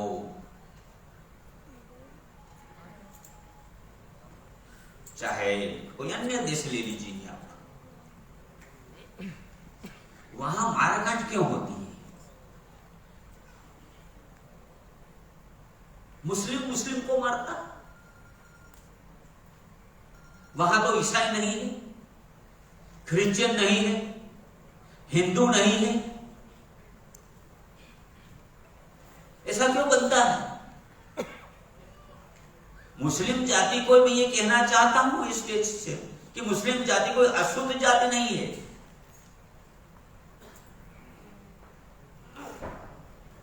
मुस्लिम जाति सवर्ण जाति है। आप चेहरे से देख लीजिए, आपको एजुकेशन से देख लीजिए आपको, विश्व के मुस्लिमों को अब देख लीजिए वो कहां तक पहुंच चुके हैं। और आज हम भारत के मुस्लिम कहां हैं, अब सोचिए थोड़ा।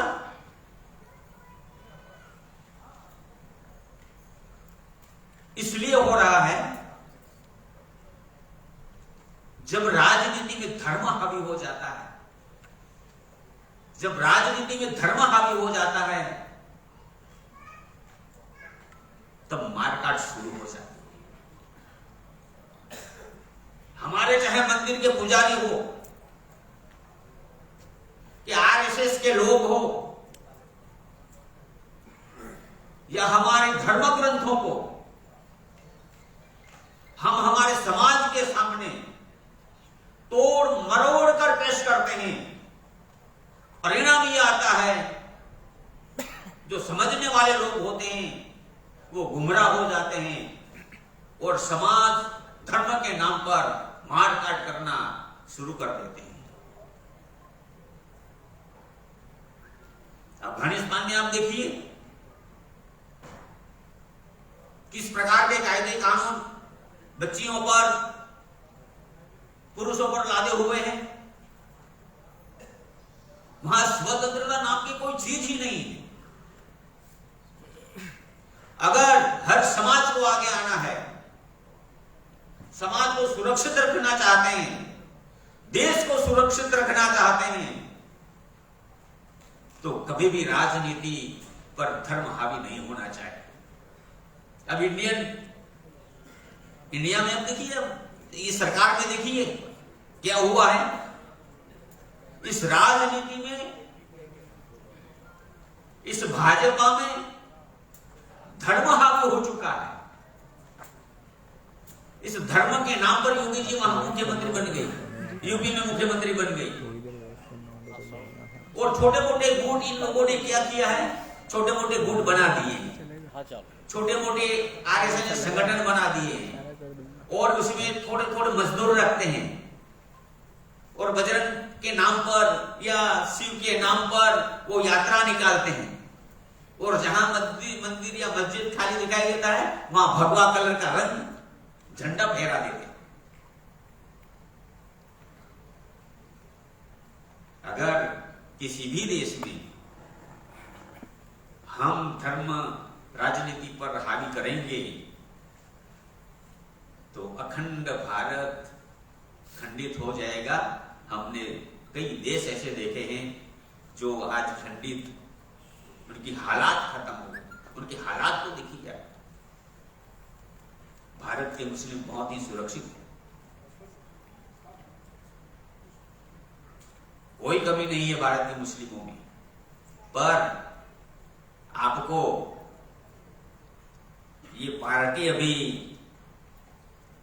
उनका जो बंधारण है, जो इसमें लिखा हुआ है, वो मैंने पढ़ा, social democratic party of India, वही आंदोलन चला रहे हैं।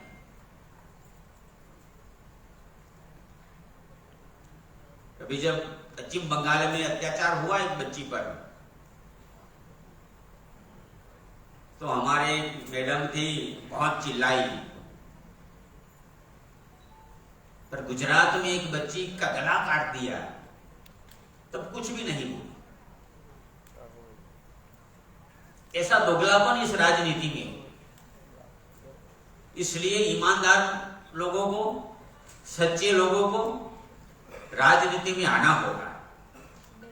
और जब राजनीति में आप आओगे तो समाज की सुरक्षा होगी, देश की सुरक्षा होगी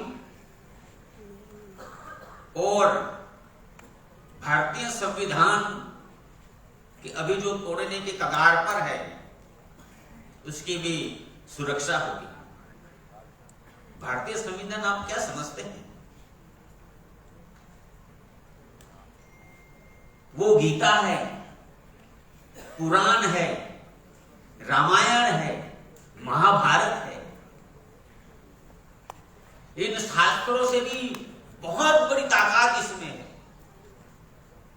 भारतीय संविधान सुरक्षा का कवच है।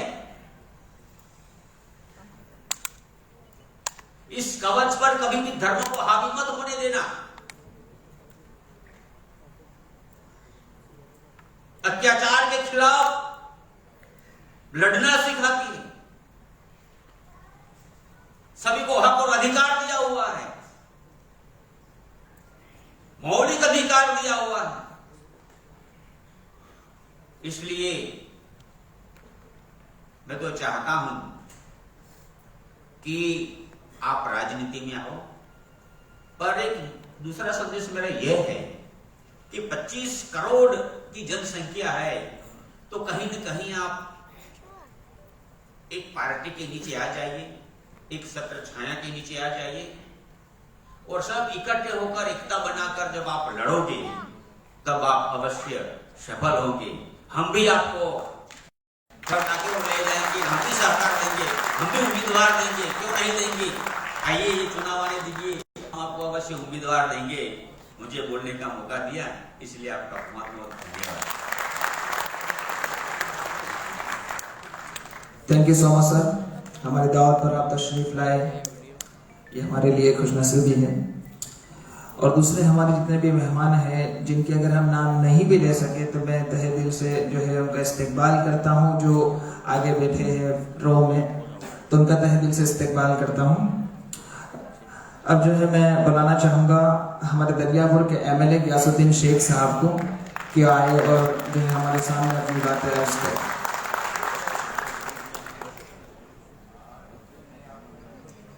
अस्सलाम वालेकुम वरहमतुल्लाहि वबरकातुहू। वक्त का तकाजा भी है, आगे भी मुझे जाना है और मंच से भी कहा है कि बहुत वक्त हो गया है, इसलिए 5 मिनट में आपको अपनी बात पूरी करनी है। इंशाल्लाह 5 मिनट में वक्त की पाबंदी के साथ अपनी बात को पूरी करूंगा। दोस्तों, सबसे पहले तो मैं SDPI की जो कैडर है उनको मैं सलाम करता हूं कि जिस तरीके से बेबाकी के साथ, मर्दानगी के साथ नाइंसाफी की लड़ाई कहीं पर भी खड़ी होती है, वहां पे SDPI का जो कैडर का आदमी वहां मौजूद होता है, वहां पर पहुंचता है। मैं और इमरान खेड़ावाला अगर कोई काम करते हैं तो हम एहसान नहीं करते हैं, हम आपका वोट लेते हैं, हमारी फर्ज है कि हमको काम करना पड़ेगा। ये सर साहब ने बताया कि सेवक है, सेवक की जिम्मेदारी है। मैं तो सेवक भी हूं और मुसलमान भी हूं, इसलिए मेरी तो डबल जिम्मेदारी है। तो मैं जानता हूं कि मरना भी है और कब्र में अल्लाह तबारक व तआला को जवाब भी देना है। अल्हम्दुलिल्लाह 15 साल में 1 रुपया हराम का पैसा मैंने नहीं लिया है और हमेशा ये कोशिश की है कि बेबाकी के साथ मैं जहां भी नाइंसाफी हो उसके ऊपर खड़ा रहूं और अपनी बात को रखूं। बहुत सी बातें बहुत अच्छे अंदाज में पेश हुई। ये भी हुई कि ये जो हमारी जो खस्ता हालत है इसके जिम्मेदार कौन है। आज जो जिम्मेदार थे उसकी सजा भी भुगत रहे हैं, मैं इतना कहना चाहूंगा। लेकिन कहीं भी रहो, बेबाकी से बात करो, हक गोई करो और सच्ची बात करो।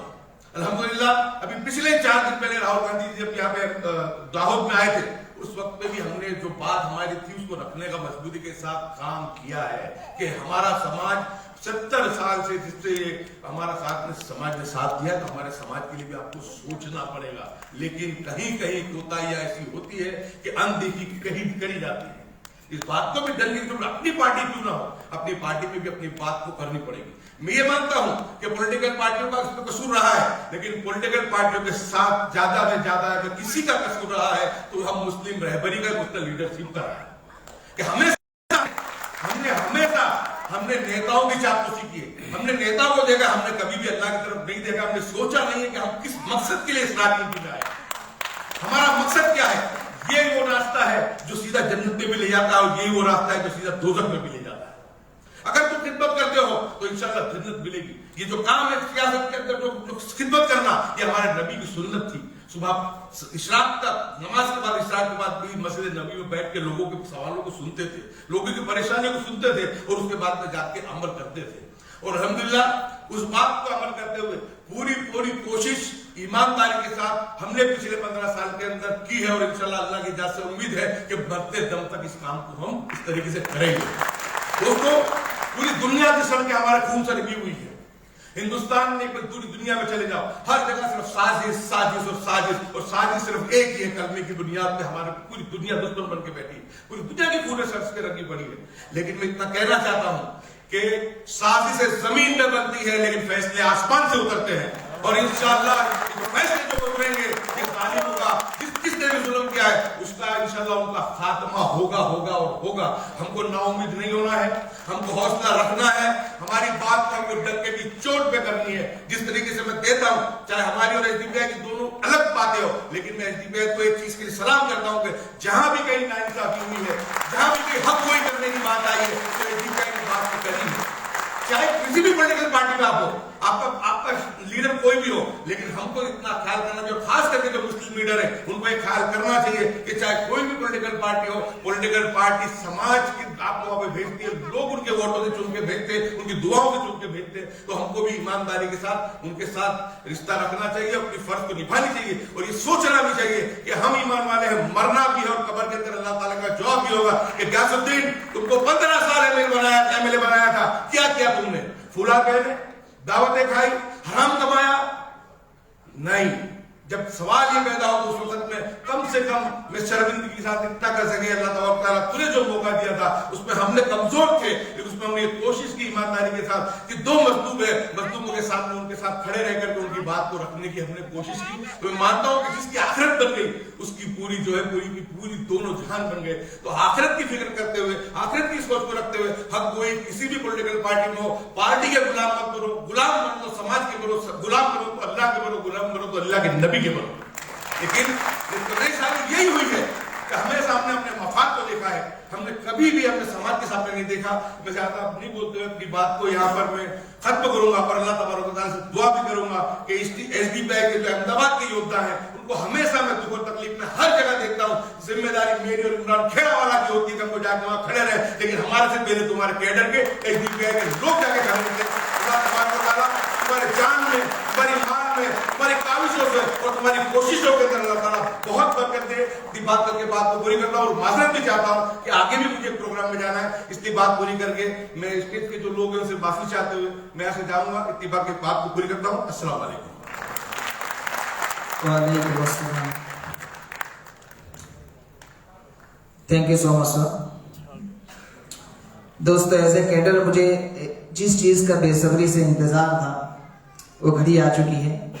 मैं इनवाइट करूंगा ज्यादा वक्त न लेते हुए जनाब M.K. फैजी साहब, national president social democratic party of India की जानिब से। आप तमाम जो है तालियों के साथ उनका इस्तेमाल करें।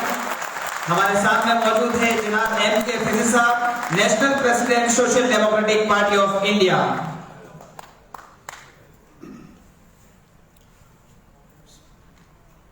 मंच पर बैठे हुए सभी social democratic party of India की कायदीन लोग और हमारे जो एमएलए गयासुद्दीन साहब और इमरान साहब, प्रोफेसर साहब, मौलाना हबीब साहब और भाइयों और बहनों, अस्सलाम वालेकुम वरहमतुल्लाहि वबरकातुहू।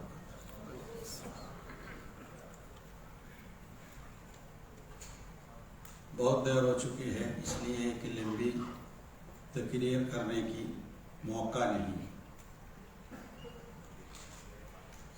सिर्फ चंद कलिमात आप लोगों के सामने मैं रखना चाहता हूँ, क्योंकि हमारे देश बहुत खतरा में है, क्योंकि हमारे देश धीरे धीरे हिंदुत्व राष्ट्र हो रहा है, बल्कि हो चुका है। बीजेपी पावर में आने के बाद हर दिन हमारे देश की जो सिस्टम है, ये सिस्टम को वो लोग खत्म करना चाहते हैं।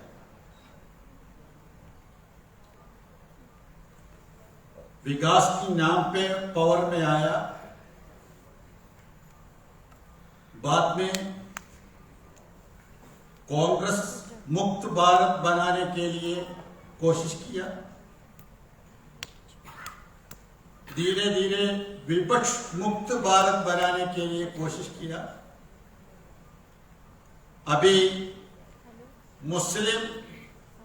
मुक्त भारत बनाने के लिए कोशिश चल रहा है।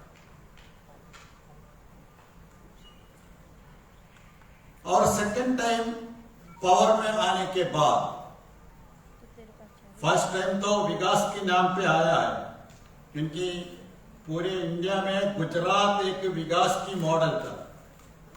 गुजरात मॉडल बोल के आप लोगों को पता नहीं होगा क्या मॉडल है यहाँ पे, लेकिन बाहर गुजरात के बारे में ऐसी बात चल रही है, गुजरात मॉडल।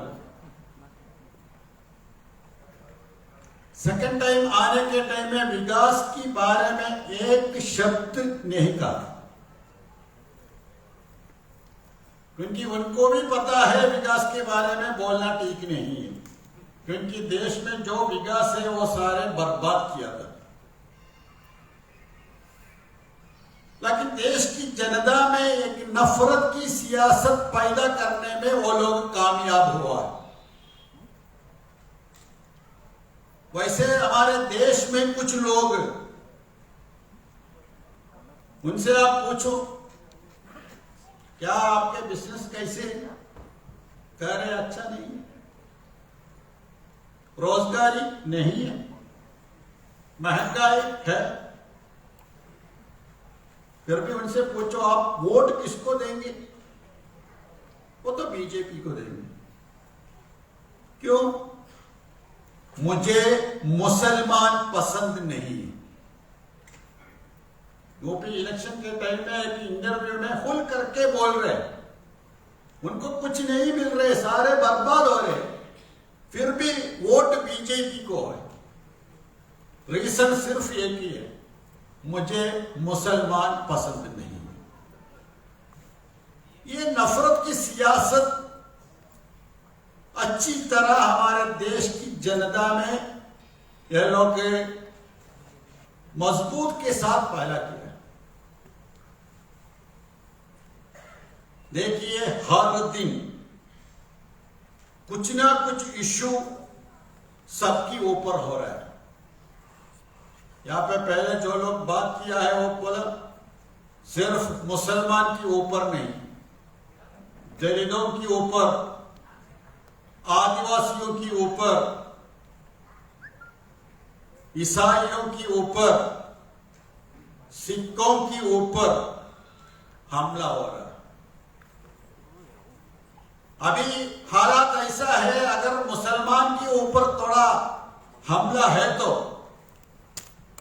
मुसलमान सड़क पे आते हैं, इसलिए सभी को पता है मुसलमान के ऊपर हमला हो रहा है। अगर ईसाइयों के ऊपर हमला है तो वो लोग सड़क पे नहीं आते हैं, लेकिन उनके पास सारे रिकॉर्ड है, कितने लोगों के ऊपर अटैक हुआ है, क्या हुआ है, सारे रिकॉर्ड उनके पास है। दलित और आदिवासियों की अटैक है तो सड़क में भी कोई नहीं है, हिसाब किताब भी कुछ नहीं है। उसका मतलब ये नहीं है दूसरों के ऊपर अटैक नहीं हो रहे, सबके ऊपर अटैक हो रहे। क्या क्या किया है ये 3-4 साल के अंदर? कश्मीर में 370 को हटा के पूरी तरह कश्मीर को बीजेपी कब्जा करके रखा है। ट्रिपल तलाक बिल लेके आया है, नया एजुकेशन पॉलिसी बोल के मनुस्मृति इंप्लीमेंट करने का प्लान कर रहा है। किसानों को अटैक करने के लिए एक बिल लेके आया है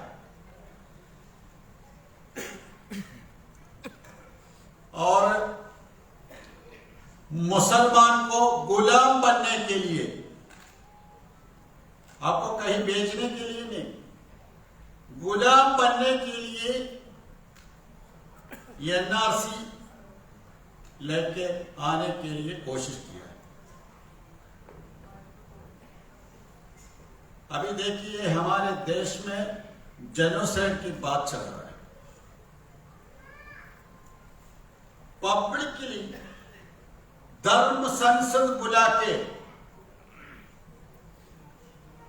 मुसलमान को जेनोसाइड करेंगे बोल के ऐलान कर रहे हैं। धर्म संसद से लेके बीजेपी के एमएलए एमपी लोग भी वही कह रहे हैं। और उसके बाद अभी बुलडोजर फासिज्म लेके आया है। जैसे हमारे देश में हमारे ऊपर 3 टाइप की हमला हो रहा है। एक तो सरकार पॉलिसी बना के हमारे ऊपर हमला कर रहे हैं,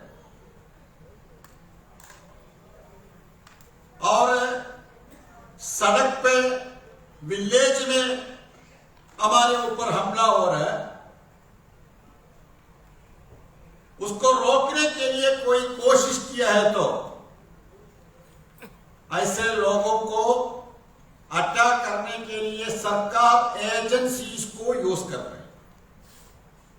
सीबीआई हो, एनआईए हो, ईडी हो, अभी म्युनिसिपल कॉरपोरेशन भी वो लोग यूज कर रहे हैं बुलडोजर लेके आने के लिए। ये हो रहा है हमारे देश में। और देश में सारे सिस्टम ये संघ परिवार पॉलिटिक्स के मुताबिक चल रहा है। प्रशासन के बारे में बात करने की जरूरत नहीं। मीडिया अभी क्या काम कर रहे हैं? हमेशा मीडिया सरकार को थोड़ा सा प्रमोट करेंगे, लेकिन अभी ऐसा नहीं है। अभी सरकार पॉलिसी को प्रमोट करने के लिए नहीं है मीडिया, बल्कि मुसलमानों को अटैक करने के लिए आरएसएस की शाखा में जो होती है वही बात खुल करके मीडिया के लोग डिबेट में बोल रहे हैं। 100% कम्युनलिज्म की बात चल रही है मीडिया के अंदर। हमेशा मुसलमान के खिलाफ, दलितों के खिलाफ, सिखों के खिलाफ, किसानों के खिलाफ, सबके खिलाफ मीडिया वो काम कर रहे हैं। फिर हम कहां जाएंगे? जुडिशरी, अदालत में अभी जो फैसला आ रहा है, क्या हो रहा है? देखिए, एक मुस्लिम लड़की को हिजाब पहनने के लिए, एक मुस्लिम लड़की हिजाब पहना है तो उनकी एक राइट है। उसके लिए अभी मुस्लिम लड़की सुप्रीम कोर्ट में जा रहे हैं। मजिस्ट्रेट कोर्ट से कुछ नहीं हो रहा है, सेशन से कुछ नहीं हो रहा है, हाई कोर्ट से कुछ नहीं हो रहा है। एक छोटी चीज से हिजाब पहनना, ये हिजाब पहनने के लिए सुप्रीम कोर्ट में जा रहे हैं। क्या होगा पता नहीं। बाबरी मस्जिद की फैसला हमारे सामने है। कुछ लोग बोला है ना, बाबरी मस्जिद छोड़ो, ये तो हमको आराम से जी सकता है। अभी क्या हो रहा है? अभी बाबरी मस्जिद के ऊपर जो धोखा हुआ है, वही धोखा, वही स्क्रिप्ट। आप कैसा लगे? स्क्रिप्ट वही है, वही धोखा ज्ञानवापी मस्जिद से हो रहा है। कोई चेंज नहीं। कल परसों आप लोग जो भी डॉक्यूमेंट सबमिट किया है, जो भी रिजल्ट आने वाला नहीं है, क्योंकि बाबरी मस्जिद फैसला में सुप्रीम कोर्ट ऐसा बोल दिया है। क्या बोला सुप्रीम कोर्ट? सुन्नी वक्फ बोर्ड जो डॉक्यूमेंट सबमिट किया है, सारे डॉक्यूमेंट सही है। सुप्रीम कोर्ट ने कहा आपके जो डॉक्यूमेंट है वो सही है। वहां पे मूर्ति को रखा है वो गलत है। 92 में शहादत हुआ है वो क्रिमिनल एक्टिविटी है। सब बोल दिया। बाद में बोला है सबके ऊपर है विश्वास, इसलिए वहां पे राम मंदिर बनाना है। 11वीं मस्जिद में भी जो भी डॉक्यूमेंट पेश करूं, सुप्रीम कोर्ट की फैसला को रेफर करेंगे ना दूसरी कोर्ट, क्या होगा? ये होगा। ऐसी सूरत हाल में अभी देश में जो इशू चल रहा है ये हिंदू मुस्लिम इशू नहीं है। जो लोग संविधान पर यकीन रखता है वही लोग, जो लोग संविधान को खत्म करना चाहते हैं वो लोगों के बीच में इशू चल रहा है।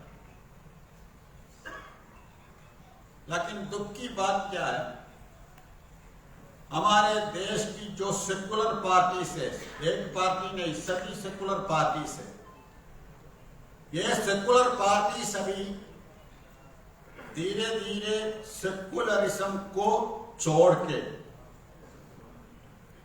बीजेपी और संघ परिवार यहाँ पे एक पॉलिटिकल प्लेटफॉर्म बना के रखा है, हिंदुत्व पॉलिटिकल प्लेटफॉर्म। वही प्लेटफॉर्म में खड़े होके बात कर रहे हैं।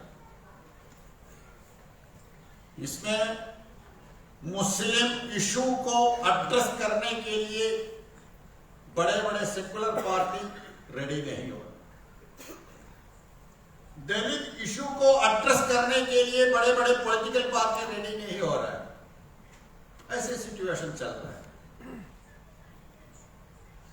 इसलिए देखिए अभी काम करने का वक्त है। सेकुलर पार्टीज के बीच में इख्तिलाफात है, बहुत इख्तिलाफात हो, लेकिन वो इख्तिलाफात बोलने का टाइम नहीं है। सभी सेकुलर पार्टी को अपने इख्तिलाफात के बारे में बात करने का मौका कब मिलेगा? ये देश सेकुलर सेटअप में रहने के टाइम। अगर ऐसा एक सिस्टम यहां पे नहीं है तो बाकी सारे के सारे पॉलिटिकल पार्टी कुछ नहीं होगा। इसलिए अभी काम करने का वक्त है, संविधान को बचाने का वक्त है, देश को बचाने का वक्त। इसमें मुस्लिम भाइयों की मेरी गुजारिश ये है, हम लोग एसडीपीआई के लोग नहीं, सभी मुसलमान, हम लोग हमारे इशू को सोल्व करने के लिए, हमें बचाने के लिए किसी को भी इंतजार मत करना है। आपको बचाने के लिए कोई नहीं आएगा, अभी तक नहीं आया, आगे भी नहीं आएगा। इसलिए जो भी करना है हम ही लोग करना है, हम ही लोग करना है तो बाकी लोग आपको सपोर्ट करेंगे, वो लोग करेंगे बोल के हम लोग नहीं बैठना है। बैठे तो कोई फायदा नहीं, कोई नहीं रहेगा। सिचुएशन है साहब, क्योंकि ये सारे इश्यू होने के टाइम में कितने लोग आपको सपोर्ट किया है वो सोचो। इसलिए ये काम करने का वक्त है, देश को बचाने का वक्त है। इसमें social democratic party of India, social democratic party of India हमेशा फाशिज्म की पॉलिटिक्स को, फाशिस्ट सरकार देश में इंप्लीमेंट करना चाहते हैं ये जेनोसाइड को रोकने के लिए लोगों को तैयारी कर रहे हैं। ये रोकना है, ये रोकने के लिए देश की जनता सामने आना है। ये सामने आने के टाइम में हमेशा social democratic party of India सामने खड़े होंगे यह रोकने के लिए, और यकीन के साथ मैं कहना चाहता हूं। और सिचुएशन ऐसा है तो सभी पॉलिटिकल पार्टी ये सभी इशू को एड्रेस करने के लिए रेडी नहीं है तो अपने सेकुलरिज्म को इखलास के साथ इंप्लीमेंट करने में कुछ रुकावट है तो मुस्तकबिल दिनों में हमारे देश में सिर्फ दो ही विचारधारा रहेगा। एक तो संघ परिवार की विचारधारा है, वो लोग ये देश को बर्बाद करना चाहते हैं। दूसरी विचारधारा संघ परिवार पॉलिटिक्स को रोकने वाला social democratic party of India की विचारधारा रहेगा। उसके अलावा कोई विचारधारा नहीं होगा, क्योंकि सिचुएशन ऐसा है। सिचुएशन ऐसा है, इसलिए आप सभी हजरात, सभी कम्युनिटी के लोग यूनाइटेड होके, इत्तिहाद होके फाशिज्म को रोकने के लिए सामने आना है। ये ईद मिलन प्रोग्राम में social democratic party of India की मैसेज वही है, जेनोसाइड को रोकना, फाशिस्ट पॉलिटिक्स को रोकना। उसके लिए देश की सभी जनता को यूनाइटेड होके हम सामने खड़े होके काम करना है। ये तो कामयाब जरूर मिलेगा, इसमें कोई शक नहीं। हम लोग काम के बिना कुछ नहीं होगा बोल के बैठे तो कोई फायदा नहीं, कामयाब तो मिलेगा। क्योंकि हम देश में अकलियत नहीं है, बड़ी तादाद। हम अकलियत नहीं, बड़ी तादाद है। हमको एक दिन ऐसा वैसा कर सकता है बोल के सोच किसी को नहीं चाहिए, नहीं होगा, वो पक्का है। इसलिए संविधान को लेके यकीन के साथ हम सभी काम करना, सभी काम करें तो इंशाअल्लाह हमको कामयाब मिलेगा। उसके लिए हम सब मिलके आगे जाना है। सबको शुक्रिया। जय हिंद, जय एसडीपीए। अस्सलाम वालेकुम। Thank you so much sir. हज़रात और ख़वातीन, हमारे बीच ऑल इंडिया लॉयर काउंसिल के सीनियर एडवोकेट और जिम्मेदार उवैस मलिक साहब मौजूद हैं। मैं एसडीपीआई की जानिब से उनका इस्तकबाल करता हूं। और अब जो है मैं इनवाइट करना चाहूँगा जनाब अमजद खान साहब को कि वो जो है स्टेज पर आकर, माइक पर आकर हमारे सामने वोट ऑफ थैंक्स रखेंगे। उसके बाद हम इख्तिताम करेंगे।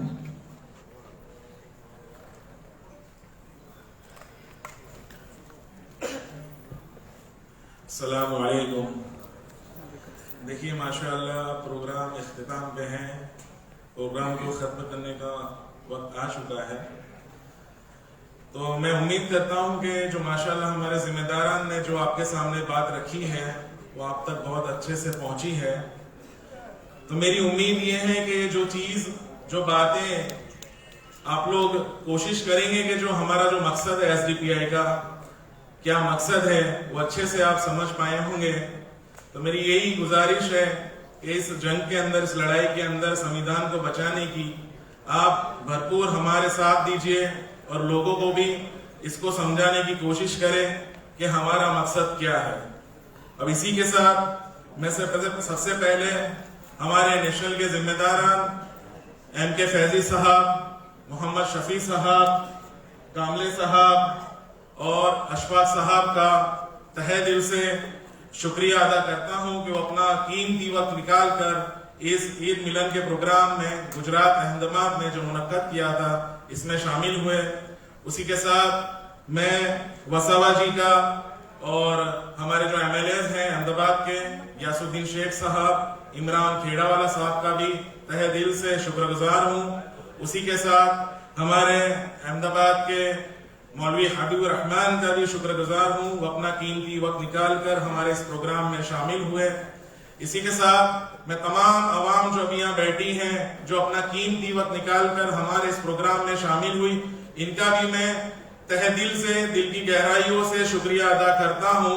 उसी के साथ जो हमारी असेंबलीज हैं अहमदाबाद की और डिस्ट्रिक्ट कमेटी के जितने भी तमाम जिम्मेदारान हैं, और उनका भी मैं तहे दिल से शुक्रिया अदा करता हूँ। और खुसूसन जितने भी हमारे जो ये वॉलंटियर्स हैं, हमारे कैडर्स हैं, जो हमारी रीढ़ की हड्डी हैं आज के प्रोग्राम के, जिन्होंने कई दिनों की मेहनत के साथ इस प्रोग्राम को कामयाब बनाने की कोशिश की है, इनका भी मैं तहे दिल से मैं शुक्रिया अदा करता हूँ। इसी के साथ हम इस प्रोग्राम को यही खत्म करते हैं और आप लोगों से गुजारिश है कि हॉल के अंदर डिनर का हुआ है तो तमाम हजरात खाना खाकर यहाँ से जाएं। शुक्रिया, जज़ाकल्लाह, जय हिंद, जय भारत, जय जय गरवी गुजरात।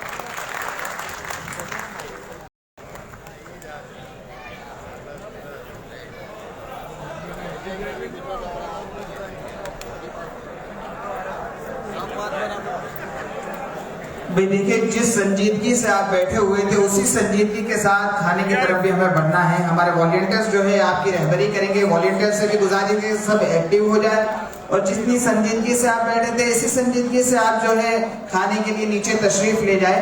खाने का इंतजाम नीचे किया गया है। आपका तहे दिल से शुक्रिया, आपने वक्त दिया तमाम का। और एक शेर के साथ हम इख्तिताम करेंगे कि गुलशन में गुल खिलते रहेंगे और रही जिंदगी तो फिर मिलते रहेंगे।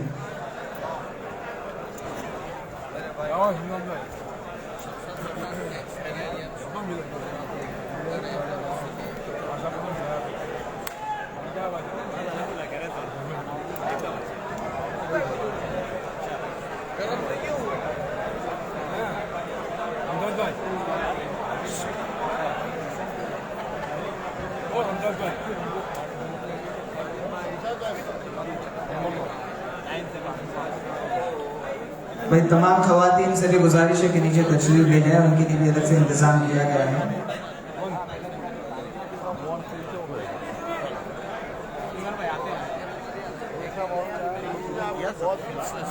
भाई हमारे वॉलंटियर्स जो है वो एक्टिव रहे और तमाम आफियत के साथ, आसानी के साथ जो है अपना डिनर कर ले। इस तरीके से जो है उनको आसानी के साथ इंतजाम कर दे।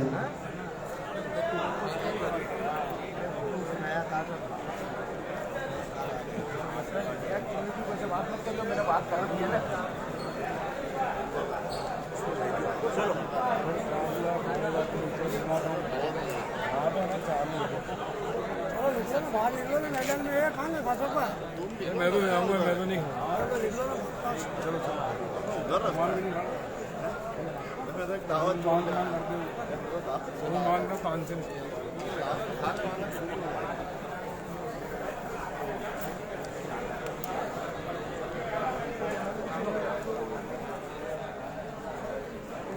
वही नजर ढूंढ रही फोर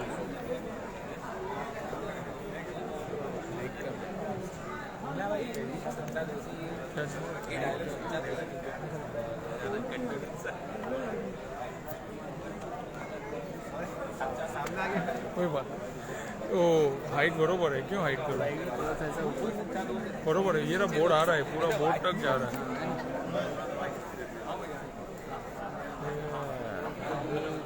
हो गई थोड़ा सा लाइट की प्रॉब्लम की वजह से। लाइव करो अभी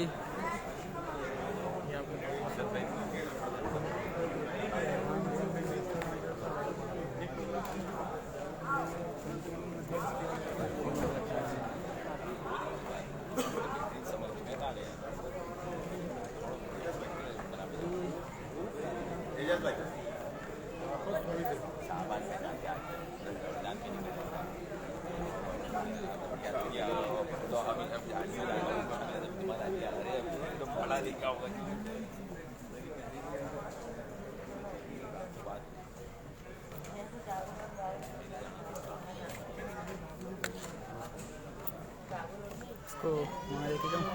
नहीं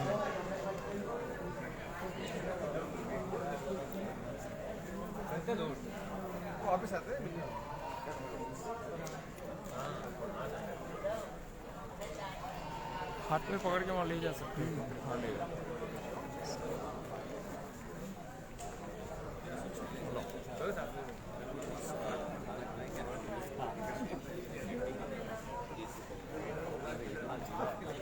ठीक फोटो कर लो।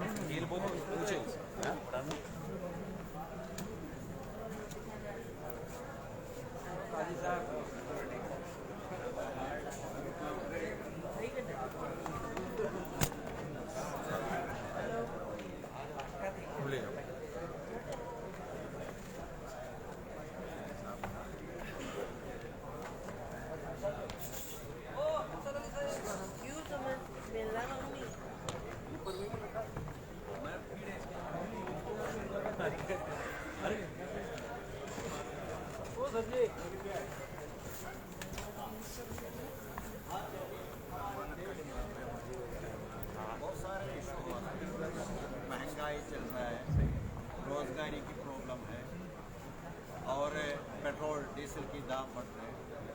मतलब गरीब लोग और गरीब हो रहे हैं और देश की जो प्रॉपर्टी है ये सारे प्रॉपर्टी सरकार सेल कर रही है।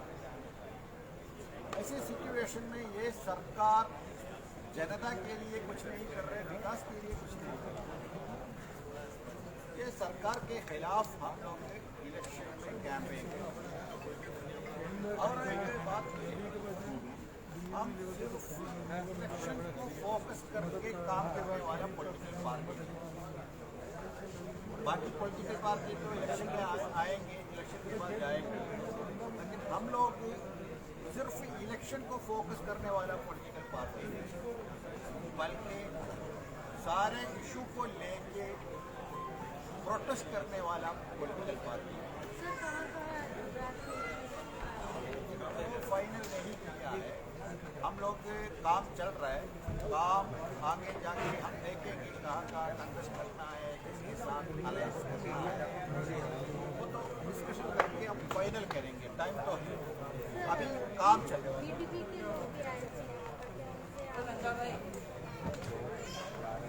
वो आम आदमी से फाइनल तो नहीं हुआ है, डिस्कशन चल रहा है, हम भी डिस्कशन कर रहे हैं, देखेंगे क्या होगा। हिंदुस्तान में किन किन राज्यों में एसडीपीआई काम कर रही है? अभी 14 स्टेटों के अंदर एसडीपीआई काम कर रहे हैं। साउथ में भी है, नॉर्थ में भी है, ईस्ट में भी है, जैसे बंगाल है, बिहार है, उत्तर प्रदेश है, राजस्थान, मध्य प्रदेश और महाराष्ट्र, केरला, कर्नाटका, तमिलनाडु, सभी ये 14 झारखंड, इस स्टेटों के अंदर हमारे काम हम एक पॉलिटिकल पार्टी है। मुख्य उद्देश्य क्या है इसका? तो मैंने पहला है ना, ये भूख से आज़ादी और खौफ से आज़ादी, ये है हमारा स्लोगन। क्योंकि देश में अभी सभी को ये कोई प्रॉब्लम है, भूख और खौफ, उससे आज़ादी मिलना चाहिए। Okay, thank you.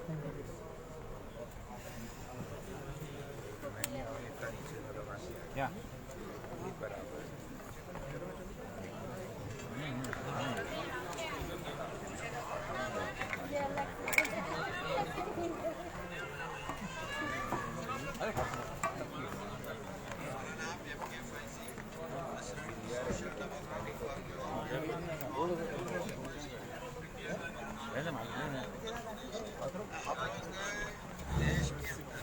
Volunteers secure करें।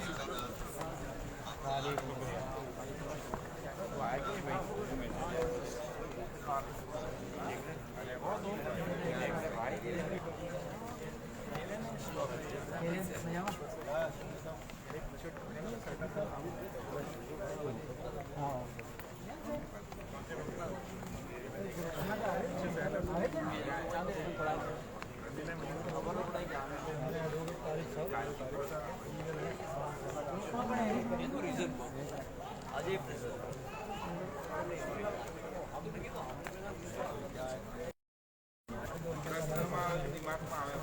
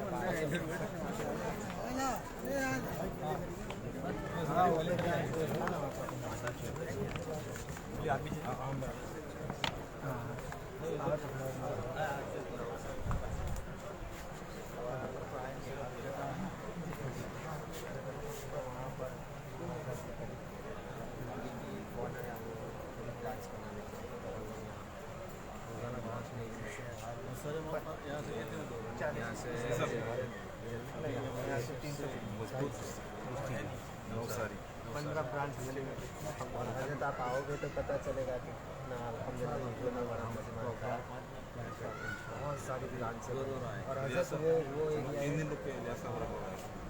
ये वो जगह है जहाँ से पूरी बीजेपी को ताकत मिली, वहाँ से जो उठी अभी जहाँ पे ब्रांच बना क्या है वो अमृतसर के पास धर्मपुर जहाँ 132 गांव है जो उससे जुड़े हैं, वहाँ से शुरुआत हुई, यानी वहाँ से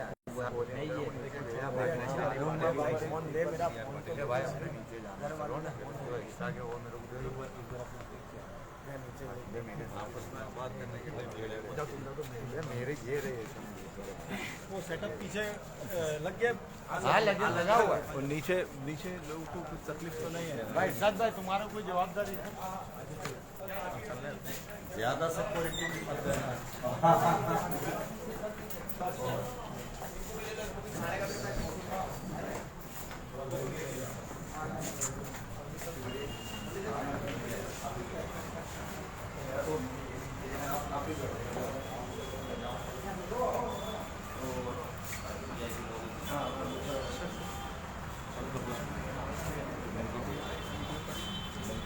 नहीं,